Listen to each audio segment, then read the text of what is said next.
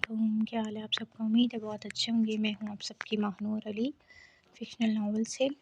دردیش، تمہاری بیوی تمہیں کچھ کہتی نہیں، ویسے بڑی دریا دل عورت ہے جو ہم جیسی عورتوں کی شراکت گوارا کر لیتی ہے۔ اس کے بستر پر دراز وہ اس کی قربت سے محفوظ ہوتا بڑے خمار آلود لہجے میں بولا،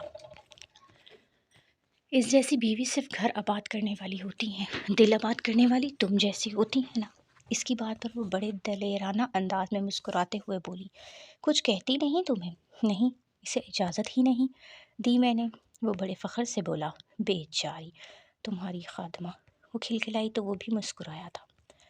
ماں اور بہنوں کی خوشنودی کے لیے کیے جانے والی شادی دراصل سکندر کے لیے ایک بہترین فیصلہ ہی تو تھا۔ ایک تو بیوی اللہ میاں کی گائے تھی، دوسرا وہ بھی کون سا، اس ایک پر اکتفا کرنے والا تھا۔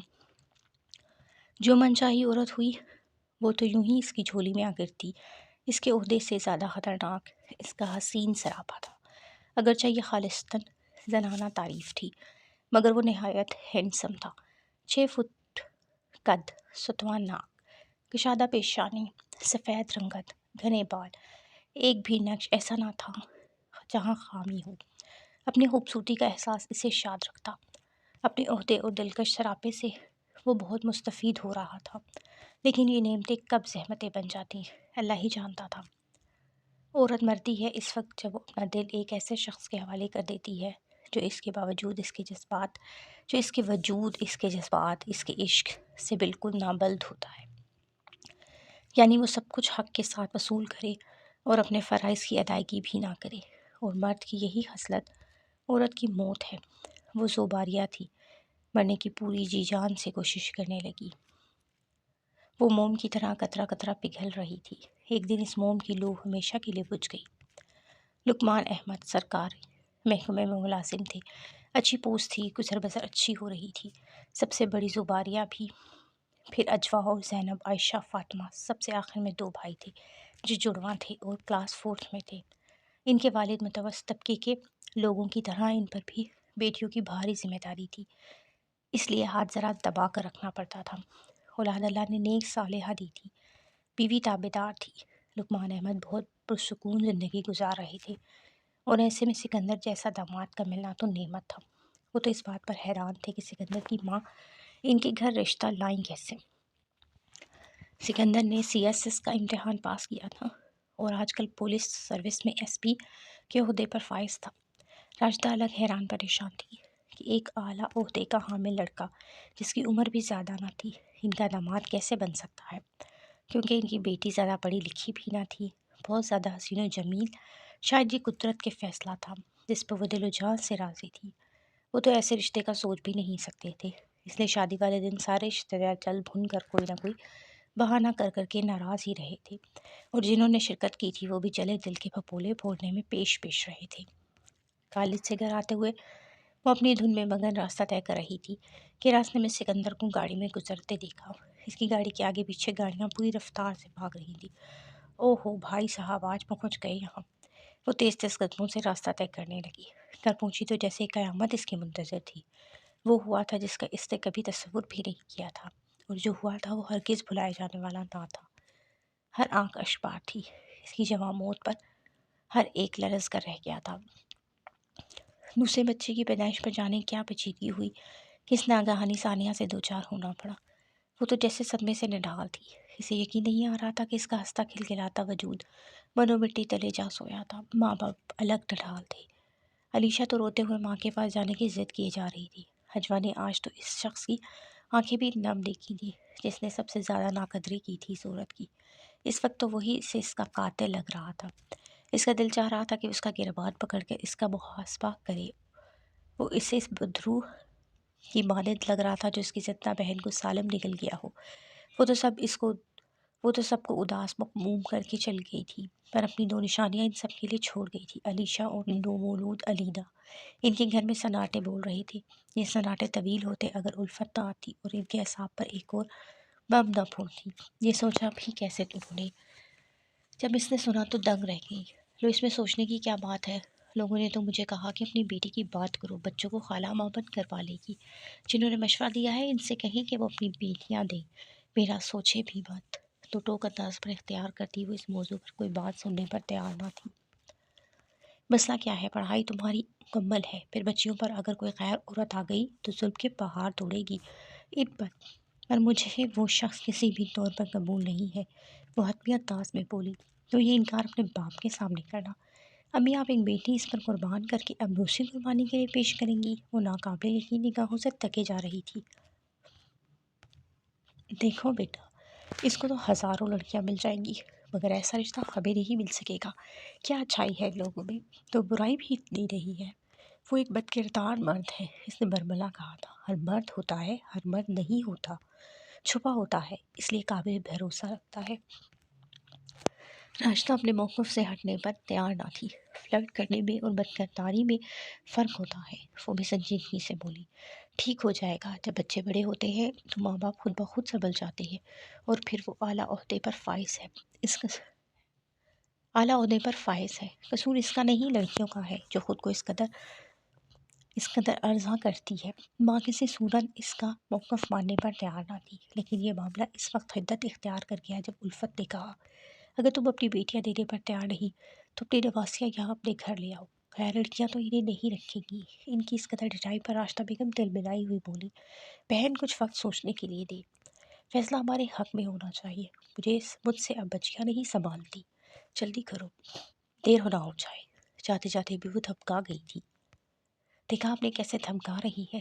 اجوا تیش میں آ کر بولی خدا کے لیے مجھے پاگل مت کرو۔ پھر روتے ہوئے بولی نہ تو تمہیں میرا خیال ہے، نہ ان پھول سی بچیوں کا، اپنی بہنوں کا اور ماں باپ کا خیال ہوتا تو فوراً ہاں کر دیتی، پر تمہارے جیسی خود غرض اولاد تو اللہ دشمن کو بھی راہ دے۔ ماں کوسنے لگی تو دل گرفتہ سی وہی بیٹھتی چلی گئی۔ تم بھی اس شخص کی طرفداری کرو گی؟ رباب کی بات پر وہ حیرت سے دیکھنے لگی۔ نہیں، میں تو ایک سیدھی بات کر رہی ہوں، اگر کوئی بھی دوسری عورت آئی تو وہ تمہاری بھانجیوں کے ساتھ کیا کرے گی اس کا اندازہ تو تمہیں ہوگا۔ اگر تمہارے ماں باپ ایسا کرنے کو کہہ رہے ہیں تو اس میں برائی بھی نہیں ہے۔ کبھی کبھار ہمیں کچھ فیصلے دوسروں کی خاطر بھی کرنے پڑتے ہیں، باقی تم خود سمجھدار ہو۔ رباب اس کی دوست کو اس کی ماں نے اسے سنبھالنے کے لیے بلایا تھا، لیکن فیصلہ اس وقت ہوا تھا جب اس کے باپ نے بنا اس سے پوچھے ہاں کر دی تھی۔ قسمت کی ستم ظریفی، ایک بہن گھر سے نکلی تو دوسری جوڑے میں وہاں آئی تھی۔ یہ شادی تو نہ تھی، ایک سودا تھا جو ان بچیوں کی خاطر کیا گیا تھا۔ شادی کی پہلی رات جیسا کچھ بھی نہیں تھا، وہی کمرہ، وہی لوگ، عام سا دن، عام سی رات۔ شادی ایسی تو نہیں ہوتی، اس کمرے میں 100 باریاں ہوتی تھی، اور اب وہ اس کے بستر پر یکدم اس کے اندر کچھ ٹوٹا تھا۔ دل رو رہا تھا پر آنکھیں خشک تھی۔ اس مرد کی بے التفاتی نے ہی تو مارا تھا زباریہ کو۔ قسمت کی مار اب کی بار ہمارا مقدر نہیں بنے گی، اب تمہاری باری ہے سکندر، اب تم تیار ہو جاؤ۔ وہ اندر ہی اندر زہر اتارتی رہی۔ کھٹکی کی آواز پر بے ساختہ اس نے نظر اٹھا کر دیکھا، وہ بڑا کھلا کھلا لگ رہا تھا، کسی اداسی کا شائبہ تکتا تھا اس کے چہرے پر۔ اس کے وجود پر ایک قہر وادی نگاہ ڈال کر وہ 1 مہینے کی بچی کو اٹھا کر بیڈ کے کنارے بیٹھ گئی۔ علیشہ نوڈلز کی فرمائش کرنے لگی تھی۔ فریدہ کو بیڈ پر لٹا کر علیشہ سے بولی آؤ میں بنا دوں۔ وہ کافی دیر تک کمرے میں لیٹا ٹی وی دیکھتا رہا۔ کچھ ہی دیر میں علیشہ اس کے یہاں پر آئی تو اسے دیکھ کر وہ بولا علیشہ تم جاؤ دادی کے پاس سو جاؤ۔ نہیں، میں خالہ کے پاس سوؤں گی۔ کہا نہ دادی کے پاس، اس کا اصرار اس عورت کے جسم و جاں میں آگ دہکا رہا تھا۔ چلو علیشہ، دیر ہو رہی ہے، ہم سوئیں گے ابھی۔ علیشہ کو بیڈ پر لٹا کے وہ خود کنارے پر لیٹ گئی۔ دوسرے کنارے پر لیٹا وہ جیسے ششو پنج میں مبتلا کچھ پل حیرانی سے اسے دیکھتا رہا، پھر بنا کچھ کہے ٹی وی پر نظر جما کر پروگرام دیکھنے کی کوشش کرنے لگا۔ کچھ دیر بعد وہ تینوں گہری نیند سو رہی تھی۔ صبح علیشہ کو تیار کر کے اسکول دادی کے ساتھ بھیجا اور پھر کمرے میں واپس آ کر انینا کو فیڈر پلانے لگی۔ نیند سے بیدار ہو کر اس نے کسل مندی سے آنکھیں کھولی تو اسے دیکھتا بولا ناشتہ تیار ہے کہ نہیں؟ نہیں، اور میرے کپڑے نہیں۔ کیوں؟ اس کا انتظام تو تمہارے پاس ہوگا۔ پرسکون سے انداز میں دیکھتی وہ بولی یہ تم کس لہجے میں بات کر رہی ہو مجھ سے؟ کیوں تمہارا ادھار لیا ہے میں نے؟ اب کہ وہ بھی ترشی سے بولی ناشتہ بناؤ، اپنی بہن سے کہو۔ تمہیں کیوں نہیں؟ کیونکہ میں تمہاری ملازمہ نہیں ہوں۔ تو پھر یہاں کیا کر رہی ہو؟ وہ اب کی بار اٹھ بیٹھا تھا، اس کی نیند اڑ گئی تھی۔ میں ان بچوں کی ماں ہوں، یہی ہے نا شادی کی وجہ؟ تم یا تمہارے گھر والے میری ذمہ داری نہیں، اس لیے مجھ پر حکم چلانے کے بجائے اپنے گھر والوں کو زحمت دو۔ اس کی اس قدر زبان درازی نے تو اس کی آنکھیں کھول دی تھی۔ وہ سنجیدگی سے بستر سے اترا تو رات کو سارا پلان شدہ تھا۔ ہاں یہی سمجھ سکتے ہو۔ وہ دھیرے دھیرے قدم اٹھاتا اس کے مقابل آیا تھا اور پھر اس کی آنکھوں میں آنکھیں ڈال کر بولا، تمہاری بہن نے نہیں بتایا تھا کہ میں کیسا ہوں؟ نہیں، تم اتنے اہم نہیں ہو کہ ہر کوئی ہر وقت تمہاری ہی باتیں کرے۔ اس نے بھی بڑی بے خوفی سے کہا تھا۔ علیدہ کو فیڈر پلا کر بڑے اطمینان سے لڑا کر اس کی مطمئن سے انداز میں اس کے قریب سے ہو کر باہر نکلتی چلی گئی۔ وہ مرد اس وقت بالکل بت بن گیا تھا۔ اس کی پوسٹنگ ان دنوں اسی شہر میں تھی۔ گارڈ ہر وقت ڈیوٹی پر تعینات رہتے۔ سرکاری بنگلہ تھا، سیکیورٹی سخت تھی، قریب ہی دفتر تھا، اس لیے اکثر وہ گھر بھی آ جاتا۔ جب وہ لگاتار بہن سے ناشتہ کھانا مانگنے لگا تو وہ بولی، یہ تمہاری بیوی کہاں ہے؟ صاحبہ کڑے تیور لیے اس سے پوچھ رہی تھی، یہ مہارانی کچھ زیادہ نہیں بن رہی؟ کچن میں ماں کو داخل ہوتے دیکھ کر وہ ماں سے مخاطب ہوئی، جاؤ بول کے آؤ کہ سکندر کے لیے ناشتہ لگائے۔ الفت نے بیٹی کو دیکھ کر حتمی المکان لہجہ نارمل رکھا تھا۔ کچھ دیر بعد وہ منہ لٹکا کر واپس آئی تھی۔ اس کا چہرہ شرمندگی کے مارے کچھ سرخ تھا۔ کیا ہوا؟ آئی نہیں؟ وہ کہہ رہی ہے کہ تم دونوں بہن ہو اس کی، اور اگر تم یہ ذمہ داری نہیں اٹھا سکتی تو پھر بھائی سے کہو کہ ملازمہ رکھ دے کھانا بنانے کے لیے۔ اس کی بات پر الفت بھڑک اٹھی، سنا تم نے؟ یہ لڑکی تو مجھے بالکل ٹھیک نہیں لگ رہی، جب سے یہاں آئی ہے کاٹ کھانے کو توڑ رہی ہے۔ اس کی ماں بھی ناراض لگ رہی تھی، کسی نتیجے پر پہنچنے کی کوشش کرتا۔ وہ پر سوچ انداز میں قدم اٹھاتا کمرے میں آیا۔ وہ علیدہ کو سلایا خود کسی کتاب میں غائب تھی۔ وہ اس کے سر پر کھڑا چند لمحے تک تو اسے دیکھتا رہا، پھر بولا، آج علیشا کو امی کے کمرے میں سلا دینا۔ علیشا میرے ساتھ سوئے گی۔ میں نے کہا، وہ سنائی نہیں دیا تمہیں؟ نہیں، کیونکہ نہ تو میں تم سے بات کرنا چاہتی ہوں نہ تمہاری کوئی بات سننا چاہوں گی۔ کتاب اس کے ہاتھ سے چھین کر وہ نہایت تلخی سے بولا، اپنی اوقات بھولی بیٹھی ہوں۔ یہ مت بھولو کہ تم کیا حیثیت رکھتی ہو۔ ہاں، حیثیت کا تعین تو کیا ہے میں نے، تو ابھی تو تمہارے ساتھ بولتی ہی نہیں۔ ایک گہرا وار کر کے وہ چادر خود پر ڈالتی بات ہی ختم کر چکی تھی۔ آنے والے دنوں میں یہ ثابت ہو چکا تھا کہ وہ کیا ہے اور اس کی حیثیت کیا ہے۔ وہ عورت بہت اچھی طرح سمجھانے گئی تھی۔ وہ تکونی زندگی جی رہی تھی۔ یہ تکون اجوا علیشا علیدہ پر مشتمل تھا، یعنی اس مرد کی تو کوئی اوقات ہی نہ تھی۔ وہ اس تکون کے احساس تک پہنچ ہی نہ پاتا۔ اسے اپنا آپ بہت غیر اہم محسوس ہونے لگا۔ وہ جو ہر وقت سراہے جانے کے شوق میں مبتلا تھا، اسے اپنا آپ نظر انداز کرنا سخت کھل رہا تھا۔ یعنی جو کچھ وہ دوسرے کے ساتھ کرتا تھا اب وہ اس کے ساتھ ہونے لگا تھا۔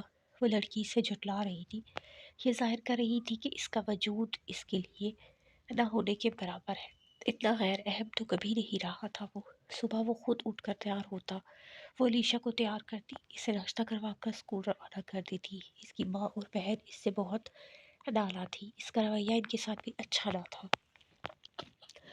لڑکی، میں دیکھ رہی ہوں کہ تم اپنے شوہر کے کھانے پینے، کپڑوں، کسی بھی ضرورت کا خیال نہیں رکھتی، اس لیے تو تمہیں نہیں لے کر آئی تھی کہ تم مہارانیوں کی طرح بڑی شان سے رہو۔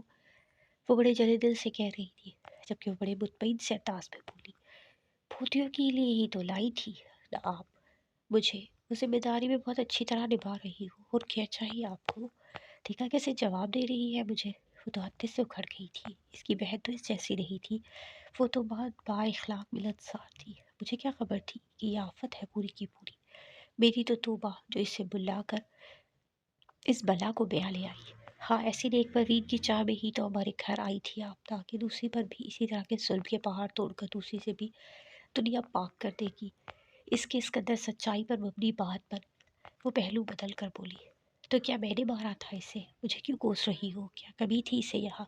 الفت بھڑکتی اپنے حواس خطا کیے جا رہی تھی۔ ہر چیز کی کمی تھی، محبت کی، دوستی کی، رشتوں کی، دولت کی۔ اس کے لیے تو ہر چیز ناپید تھی۔ وہ حقیقت دکھانے پر آئی تو بولتی چلی گئی، آپ سب ٹی وی دیکھیں گے مجھے؟ آپ سب ٹی وی دیکھنے دیں گے مجھے؟ قدرے جھجھلائے انداز میں ان کو روک کر وہ چلایا تھا۔ اس کے جاتے ہی ماں اس کے قریب بیٹھ کر بولی، وہ دھوکا کھایا آپ نے؟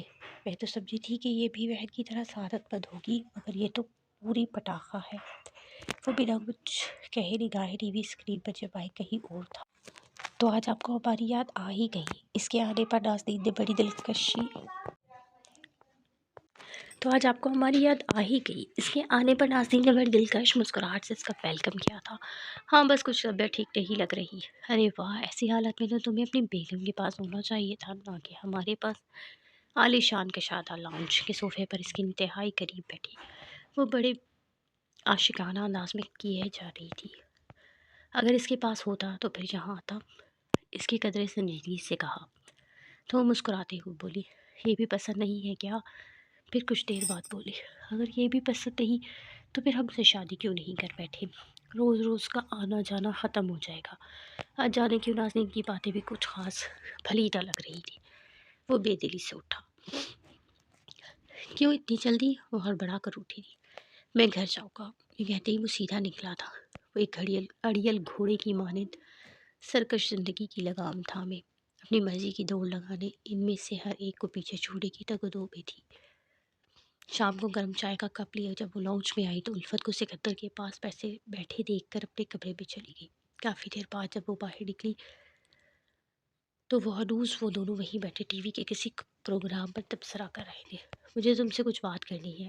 اس کی بات پر موڑ کر سکندر نے اسے دیکھا تھا۔ کیا بات ہے؟ اپنی آواز سے اسے خود اجنبی لگی تھی۔ تو کہو نا، کیا چھپ کر پٹیاں پڑھانا چاہتی ہو؟ اس کی ساس نے فوراً کہا، آپ سے بات نہیں کر رہی میں، نہایت تشی سے کہتی وہ ایک بار پھر سکندر کی جانب متوجہ ہوئی تھی۔ علیشہ کو میں کسی اچھے اسکول میں ڈالنا چاہتی ہوں، یہ اسکول مجھے پسند نہیں ہے۔ اے بی بی کیا کہہ رہی ہو؟ اچھا خاصا تو ہے، لڑکی ساتھ ہے، کوچ صاحب نے اسے کمشنر لگوانا ہے جو مہنگے مہنگے اسکولوں میں پڑھائے، لڑکا تھوڑی ہے جس نے خاندان کو چلانا ہے۔ ان کی جاہلانہ باتیں اسے سخت ناگوار لگی تھیں۔ تبھی تاثرات بنا چھپائے بولی، میں نے آپ سے مشورہ نہیں مانگا، اس کے باپ سے پوچھ رہی ہوں۔ دادی ہوں میں، اس کی میں فیصلہ کروں گی۔ وہ سے لگی تو گئی تھی، تم سے پوچھ رہی ہوں کسی اچھے اسکول میں ایڈمٹ کرواؤ کہ یا نہیں۔ اس کی بات میں دھوت زیادہ تھی۔ تبھی صاحبہ بگڑتی ہوئی بولی، ابھی سے ہی کہہ رہی ہے، اتنے مہنگے اسکول میں ایڈمیشن کی ضرورت ہی کیا ہے؟ تم سے پوچھ رہی ہوں۔ وہ براہ راست سکندر کی آنکھوں میں دیکھتی بولی، ٹھیک ہے، جو اسکول تمہیں پسند ہے بتا دینا، میں کسی آدمی کو بھیج کر ایڈمیشن کروا دوں گا۔ بیٹی کی بات سن کر ماں پہنچ گا اور بہن ہکا بکا رہ گئی۔ اگلے 2 دن کے اندر ایڈمیشن ہو گیا تھا۔ وہ قدرے ریلیکس ہو گئی تھی۔ اگلے کچھ دنوں تک گھر کا ماحول شدید کشیدہ تھا۔ اس کی ساس اور نند دونوں بعد میں بات سناتی اس کی اوقات یاد دلاتی رہتی تھی۔ میں نے اس لیے کم تر گھر میں رشتہ نہیں کیا کہ تم ہمارے سر پر بیٹھنے کی کوشش کرنے لگو۔ حیا کے دائرے میں وقت بتاؤ گی تو گھر میں رہنے دوں گی، ورنہ تو گھر کا دروازہ کھلا ہے۔ شادی شدہ بیٹیاں بھی ماں کے گھر آئی ہوئی تھی، وہ بھی بھائی کے سامنے بیٹھی اس کی برائیاں کر رہی تھی۔ ہمیں تو گھاس تک نہیں ڈالتی، سوباریاں تو اچھی تھی، اتنی خدمت کرتی تھی ہماری، اور یہ تو جیسے کہیں کی مہارانی ہو، ایک کپ چائے تک کا نہیں پوچھتی۔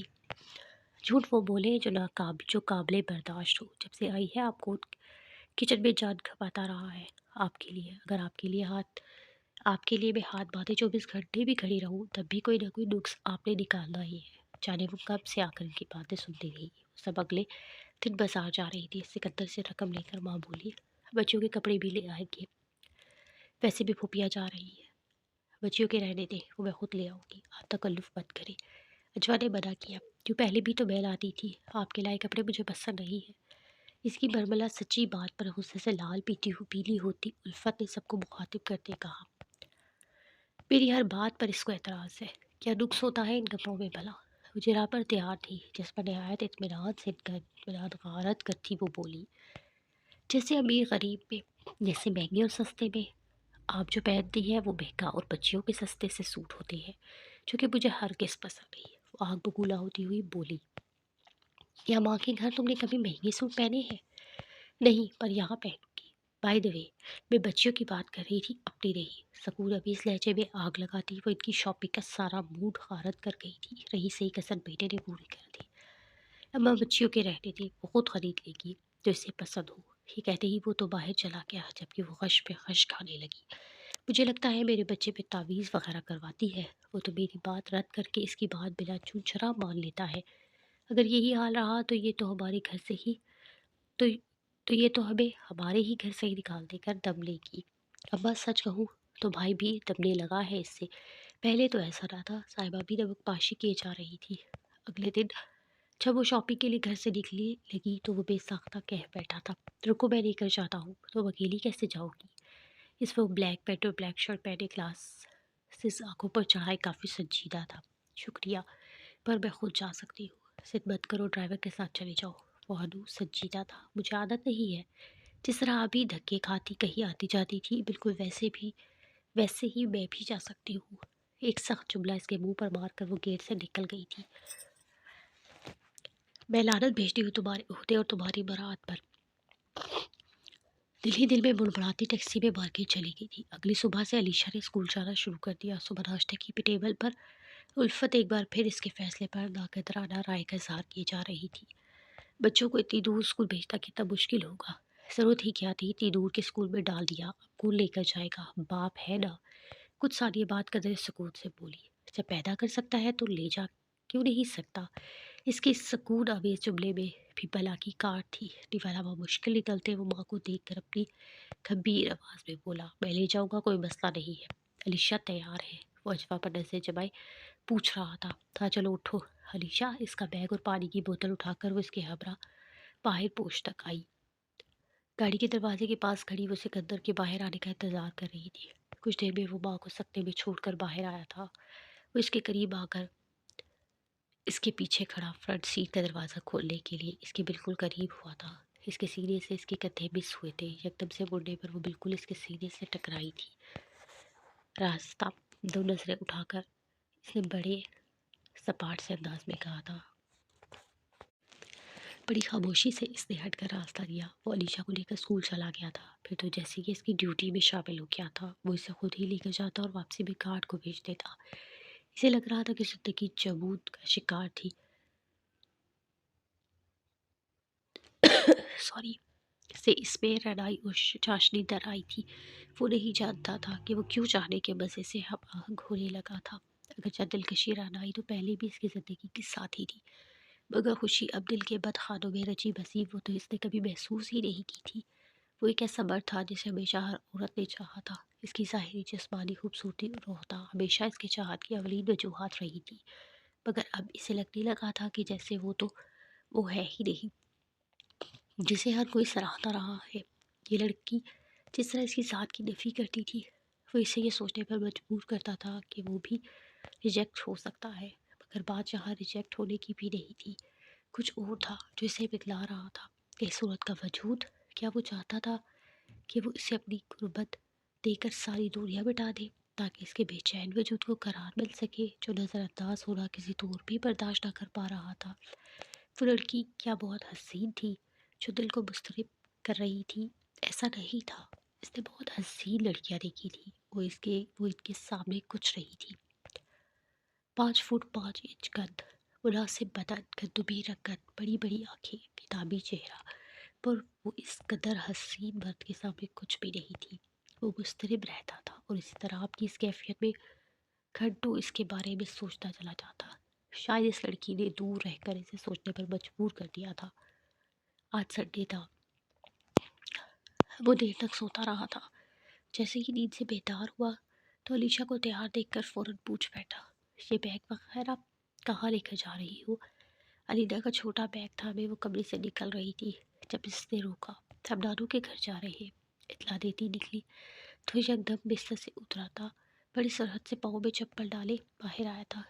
عابدہ آنکھیں، شرٹ کے کھلے بٹن، وہ اس کے سامنے کھڑا تھا۔ کہاں جا رہی ہو؟ امی کے یہاں۔ ایک آپسی نظر اس پر ڈال کر وہ علیشا کا ہاتھ تھا علینا کو گود میں اٹھائے لاؤنج کا داخلی دروازہ پار کر کے باہر نکل گئی۔ وہ اس کے پیچھے چلا آیا۔ میں لے کر جاتا ہوں، تھوڑی دیر ویٹ کرو، کپڑے بدل کر آتا ہوں۔ نہیں، ہم خود چلے جائیں گے۔ اس کی ہر دھرمی پر ناگوار تاثرات چہرے پر لاتے وہ ناگواری سے بولا، تو پھر ڈرائیور کے ساتھ جاؤ۔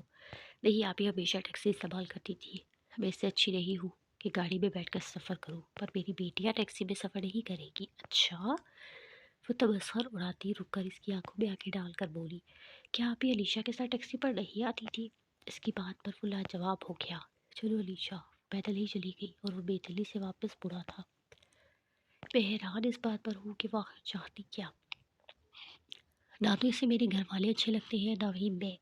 ایسا لگتا ہے کہ جیسے اس نے شادی محض انتقام لینے کے لیے کی ہو۔ میں مانتا ہوں کہ مجھ سے کوتاہی ہوئی ہے، مگر یار وہ تو بالکل کمپرومائز کرنے کے لیے پر تیار نہیں ہے۔ وہ حذیفہ کے سامنے اپنے دل کی باتیں عیاں کر بیٹھا تھا۔ حذیفہ اس کا بچپن کا دوست تھا، ان دونوں کی مثالی دوستی آج تک قائم تھی۔ وہ دونوں اپنی کوئی بھی بات چھپاتے نہیں تھے۔ تمہیں مسئلہ کیا ہے؟ اگر وہ پاس نہیں آتی تو کب تک ایسا کرے گی؟ باہر کیا کب ہے بتاؤ اسے؟ نہیں یار وہ کچھ عجیب شے ہے، آسانی سے ماننے والی نہیں۔ وہ بہت سنجیدگی سے بولا، چھوڑو اسے، آؤ تمہیں آؤٹنگ کراتا ہوں پھر۔ دل نشین سے بھی ملوا دوں گا۔ نہیں یار اس وقت تو کچھ بھی نہیں، کیا اپنی دوسری بیوی کے لیے جھونک لینے والے ہو؟ حذیفہ نے مذاق اڑایا تھا، دونوں ہاتھ سر کے نیچے رکھے وہ گہرا سانس لے کر بولا، فی الحال تو ہوش و حواس میں ہوں۔ حذیفہ سے تنگ کرنے لگا۔ کچھ ہی دیر میں وہ وہاں سے چلا آیا تھا۔ گھر آ کر پہلی نظر لان میں کھیلتی علیشا پر پڑی تو بے اختیار بھاگ کر وہ اس تک پہنچا تھا۔ اسے گود میں اٹھا کر بولا، مما کہاں ہے؟ اطہر ہے، علینا کو سلانے لے گئی ہے۔ اسے چھوڑ وہ سیدھا اپنے کمرے میں آیا تھا، چیزیں نکال کر اپنی جگہوں پر رکھ رہی تھی۔ وہ قریب جا کر دونوں ہاتھ سینے پر باندھتے بہت خاموشی سے اس کے مصروف ہاتھوں کو دیکھتا یکدم سے بولا، کس کے ساتھ آئی ہو؟ اکیلے؟ مجھے کال کی ہوتی میں آ جاتا لینے۔ کچھ پل کے لیے اس کی آنکھیں جیسے اس کی آنکھوں میں گڑ گئی تھی، پھر نظریں بدل کر اپنے کام میں مصروف ہو گئی۔ نامحسوس انداز میں اس لڑکی کے شریچے میں چکرتا چلا گیا تھا۔ ماں الگ ناراض تھی، عید کی ناراض سی بات صورتوں میں بجا بھی تھی۔ وہ لڑکی عید کے ساتھ بھی اپنا رویہ بہتر نہ کر پا رہی تھی، لیکن وہ بھی مجبور تھی۔ بہرحال وہ اس کی بیٹیوں کی بہت اچھی طرح دیکھ بھال کر رہی تھی، اس کی ہر بات وہ بلا چوں چرا مانتا چلا جاتا تھا۔ اسے لگتا تھا جیسے وہ اس کا غلام بنتا جا رہا ہو، جس میں نہ کہنے کی صلاحیت ہی نہ ہو۔ ابھی بھی وہ دفتری کاموں میں الجھا ہوا تھا جب اس کے موبائل پر اجوا کی کال آئی تھی۔ اس کے ساتھ اجازت چاہوں گی، تو ہمیں یاد رکھیے گا ماہنور علی کو۔ اللہ حافظ۔ السلام علیکم، کیا حال ہے آپ سب کا؟ امید ہے بہت اچھے ہوں گے۔ میں ہوں آپ سب کی ماہنور علی، فکشنل ناول سے۔ علینا کی طبیعت ٹھیک نہیں ہے، کسی ڈاکٹر سے اپائنٹمنٹ لے لیں۔ ٹھیک ہے، اور کچھ ہونا چاہتے ہوئے بھی ملازمین بن جاتا تھا، اور کچھ نہیں۔ کھٹاک سے فون بند ہوا۔ کوئی ایسا دن بھی ہوگا جب یہ کہے گی کہ یکدم سے چونک کر اپنی سوچ پر لعنت بھیج کر وہ اپنے پی اے کو اپائنٹمنٹ کے لینے کا کہہ چکا تھا۔ شام کو وہ اسے ڈاکٹر کے پاس لے گئی تھی۔ آج کل موسم کچھ بدل سا گیا تھا، ہلکی ہلکی سردی پڑنے لگی تھی۔ موسمی اثرات کے ساتھ دلوں کی حالت بھی کبھی کبھار بدل جایا کرتی ہے۔ وہ بھی اس اداس شام میں زبیدہ کے بارے میں سوچتے سوچتے آپ دیدہ ہو گئی تھی۔ کتنی محبت تھی اسے اس شخص سے جو کسی بھی لحاظ سے محبت کے لائق نہ تھا، یہاں تک کہ اس شخص کی محبت میں فنا ہو گئی۔ دل میں درد اٹھا تو وحشت سی ہونے لگی۔ اس وقت وہ مرکہ اضطراب بنی سوچتوں کے تسلسل میں گھری تھی کہ جس سے نکلنا اسے خود بھلا نہ لگ رہا تھا۔ آبلہ پائی کی جس کیفیت سے اس کی بہن دوچار تھی وہ کبھی بھول نہیں سکتی تھی۔ اس کی بہن بے وقوف تھی جو اس مرد کی ظاہری خوبصورتی سے متاثر ہو بیٹھی تھی، اور اس کے اندر کا تعفن گندگی کو دیکھ ہی نہ سکی جو اجوا کو نظر آ رہی تھی۔ جانتے بوجھتے وہ کس طرح بے ریا محبت کر سکتی تھی اس سے بہن پر دکھ کے ساتھ حیرت بھی ہو رہی تھی۔ زینب کا رشتہ آیا تھا، معاملہ چٹمنگنی پٹ بیاہ والا تھا۔ لڑکی کی بہت اچھی جاب تھی، سما نے بات پکی کر دی تھی۔ وہ ہفتہ ماں کے گھر جا کر تیاریوں میں مدد کر دیا کرتی تھی۔ الفت کو بہت اعتراض تھا کہ جس کا برملا اظہار انہوں نے اس کی موجودگی میں کیا تھا۔ کیا گھر میں اور بہنیں نہیں ہیں جو یہ یہاں سے چلی جاتی ہے؟ اسے کہو کہ گھر میں ٹک کر رہے۔ مجھے ہرگز یہ برداشت نہیں کہ یہ آئے روز چل پڑے۔ مگر اس کے کانوں پر جون تک نہ رینگی۔ وہ بڑے مزے سے جاتی رہی۔ ادھر الفت کڑ کڑ کر سکندر کو بھڑکانے کی مسلسل کوشش کرتی رہی۔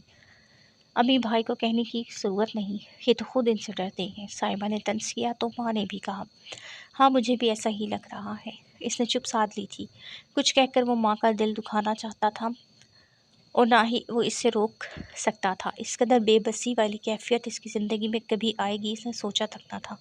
شادی والے دنوں میں تو وہ ادھر ہی رک گئی تھی، اور پھر وہ دن بھی آیا تھا جب اس کے میکے والے اجوا سمیت شدید حیرت سے دوچار ہوئے تھے۔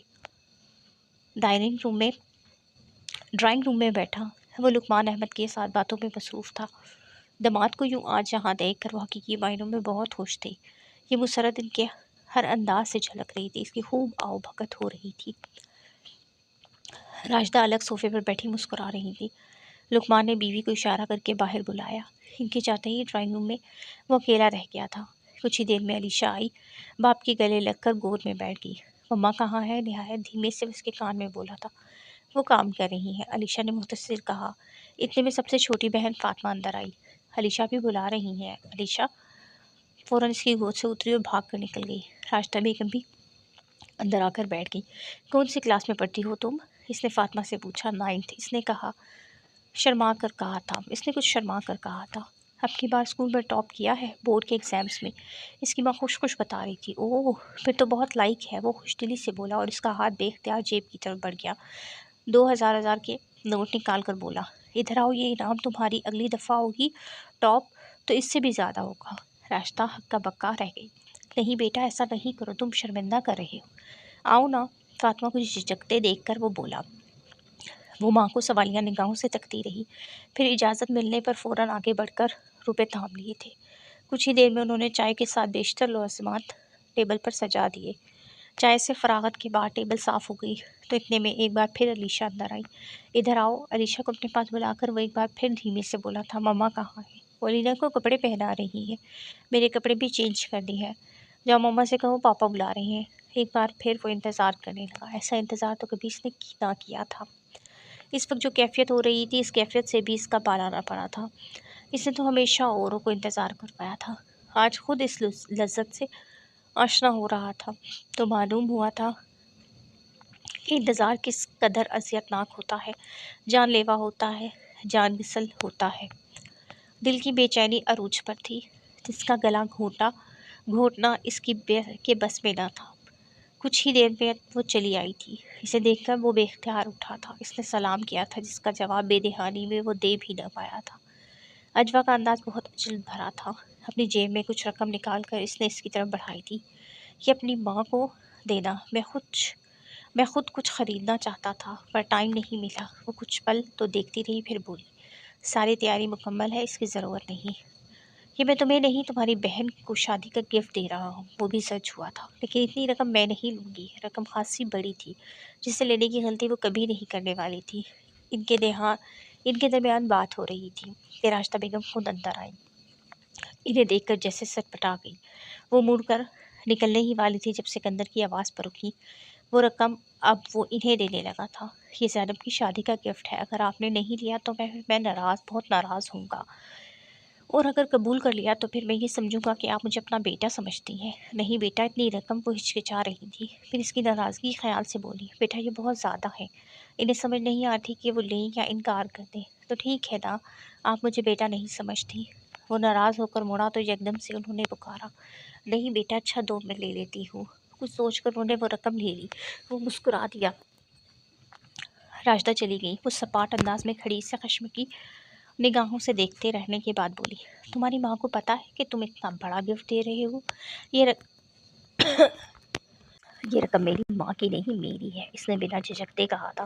وہ واپس چلا گیا تھا۔ سب سے زیادہ حیرت کی بات یہ تھی جب اس نے رخصتی والے دن بھی شرکت کی تھی۔ لقمان احمد تو پھولے بھی نہ سما رہے تھے، اچھا خاصا روب بڑھا رہا تھا برادری اور پڑوس والوں پر۔ مقام حیرت تھا کہ سکندر جیسا تکبر و غرور والا بندہ اس لڑکی کے ہاتھوں اس قدر با اخلاق بنا تھا۔ سب سے زیادہ حیرت تو اسے خود ہو رہی تھی۔ ڈرائنگ روم سے باتوں کی آواز آ رہی تھی۔ وہ لاؤنج میں بیٹھی الفت کے ساتھ والے صوفے پر بیٹھ گیا۔ کوئی آیا ہے؟ صوفے کی بیگ سے سر اٹھا کر اس نے پوچھا۔ تمہاری بیوی کی دوست ہے، یہ لڑکی تو آئے دن آتی رہتی ہے، الفت نے ناگواری سے کہا۔ تو آپ لوگوں کو بھی تھوڑی سی کمپنی دینی چاہیے تھی اسے۔ سکندر کی بات پر سائمہ کا منہ غصے سے سرخ پڑ گیا تھا۔ کیا بیوی کے ساتھ ساتھ اس کی دوست سے بھی ڈرنے لگے تم؟ یہ تم کس طرح کی بات کر رہی ہو؟ ہر وقت ایک ہی بات بڑی ہو لحاظ کر رہا ہوں، آئندہ میں اس قسم کی کوئی بکواس برداشت نہیں کروں گا۔ اسے شدید غصہ آیا تھا سائمہ کی فضول گوئی پر۔ ہاں نا، سارا دن کان بھرتی ہے ہمارے خلاف، اب تو ہم بہت برے لگ رہتے ہوں گے، تمہارے ساتھ تو بات کرنا ہی فضول ہے۔ اٹھ کر کمرے میں چلا گیا تھا۔ دیکھا اماں کیسے مٹھی میں کر لیا ہے، میں نہ کہتی تھی کہ کوئی جادو ٹونا کرتی ہے، تم بیٹھی رہنا، بڑا بھروسہ تھا نا بیٹے پر، اب بھگتو، غریب گھر کی لڑکی مٹھی میں رہے گی، دیکھ لیا نتیجہ۔ وہ ماں کو سنا کر دل کی بھڑاس نکالنے لگی۔ الفت سر جھکائے سوچ میں گم ہوئی تھی۔ یہ تمہاری مرجھائی شکل مجھے بالکل اچھی نہیں لگتی، پہلے کی طرح فریش رہو یار۔ حذیفہ اسے لتا رہا تھا، چائے پیو گے یا کولڈ ڈرنک؟ وہ دونوں آفس میں تھے، حذیفہ نے آج اس کے آفس کا رخ کیا تھا۔ چائے۔ حالات کچھ سازگار ہوئے یا نہیں؟ ہمایونی خیزی سے پوچھتا نہیں پڑا تھا۔ کچھ بھی صحیح نہیں ہوا یار، میرے گھر والے میرے خلاف ہوتے جا رہے ہیں، ذرا سی بات کا بتنگڑ بنا لیتے ہیں۔ قسم سے آفس کی 1000 ٹینشن آسانی سے سہ لیتا ہوں، پر ان کی باتیں بالکل ہضم نہیں ہوتی۔ اگر اس کی کسی بات کو درست قرار دوں تو ماں بہت ناراض ہو جاتی ہے۔ میں اس کی اس بات کو سپورٹ کرتا ہوں جو صحیح ہو، مگر صحیح بات میں غلط پہلو نکال کر وہ مجھ پر چڑھ دوڑتی ہے۔ پہلے ایسا نہیں تھا، پہلے اس لیے نہیں تھا کہ تم نے کبھی بیوی کو سپورٹ کیا ہی نہیں تھا۔ سچ کہوں تو تم نے اس کی کوئی بات سنتے تھے، نہ تم کوئی اس کی بات سنتے تھے، نہ دلچسپی لیتے تھے، اس لیے وہ ٹوٹلی تمہارے گھر والوں کی تابع بن گئی تھی، تمہارے لیے کوئی مسئلے مسائل نہ تھے۔ یہاں بات دوسری ہے، تم بیوی میں دلچسپی بھی لے رہے ہو، اس کی ہر بات بھی سنتے ہو، یہی چیز انہیں بری لگ رہی ہے۔ جہاں اس کے دوہرے رویے کی بات آ جاتی تھی وہاں وہ موضوع ہی ختم کر دیتا تھا۔ اب بھی اس نے ایسا ہی کیا تھا۔ اس کے ٹرانسفر آرڈر آئے تھے، وہ بہت پریشان تھا، اتنی دور جانا اچھا نہیں لگ رہا تھا، ایسے پہلے کبھی نہیں ہوا تھا، پر اب کی بار دل اچاٹ سا تھا۔ جانے کو من نہیں کر رہا تھا مگر مجبوری تھی، دن قریب آ رہے تھے، وہ اپنی تیاری مکمل کر رہا تھا۔ اب کی بار وہ اکیلا جانا نہیں چاہتا تھا، اس لیے وہ رات کو اس سے بات کرنے کا تہیہ کر کے موقع کا انتظار کر رہا تھا۔ بچوں کو سلانے کے بعد جب وہ نماز پڑھ کر سونے کے لیے بیٹھ کی جانے پائی تو اس نے اس کے قریب آ کر کہا، تم لوگ تیاری کر لو، منڈے کو ہم جائیں گے، سارا سامان پیک کر لو جو لے کر جانا ہے۔ ہم کہاں جا رہے ہیں؟ کچھ نہ سمجھنے والے انداز میں بھی وہ سکون سے بولی تھی۔ ٹرانسفر ہوا ہے میرا، تم سب ساتھ جاؤ گے میرے۔ پر میں تو کہیں نہیں جا رہی، اس نے عام سے لہجے میں کہہ کر بات ہی ختم کر دی تھی۔ جہاں میں رہوں گا وہاں تم رہو گی، اس نے تحمل سے کہا تھا۔ نہیں، تمہارے گھر میں تو یہ قانون نہیں ہے، جہاں تم رہتے ہو وہاں بیوی کے بجائے گرل فرینڈ رہتی ہے تمہارے ساتھ، اب کی بار بھی قانون مت توڑنا۔ وہ آنکھ برساتی مڑی تو بے ساختہ اس کا ہاتھ پکڑ کر اس کا رخ اپنی جانب موڑا تھا۔ میں اس وقت کسی تلخی کے موڈ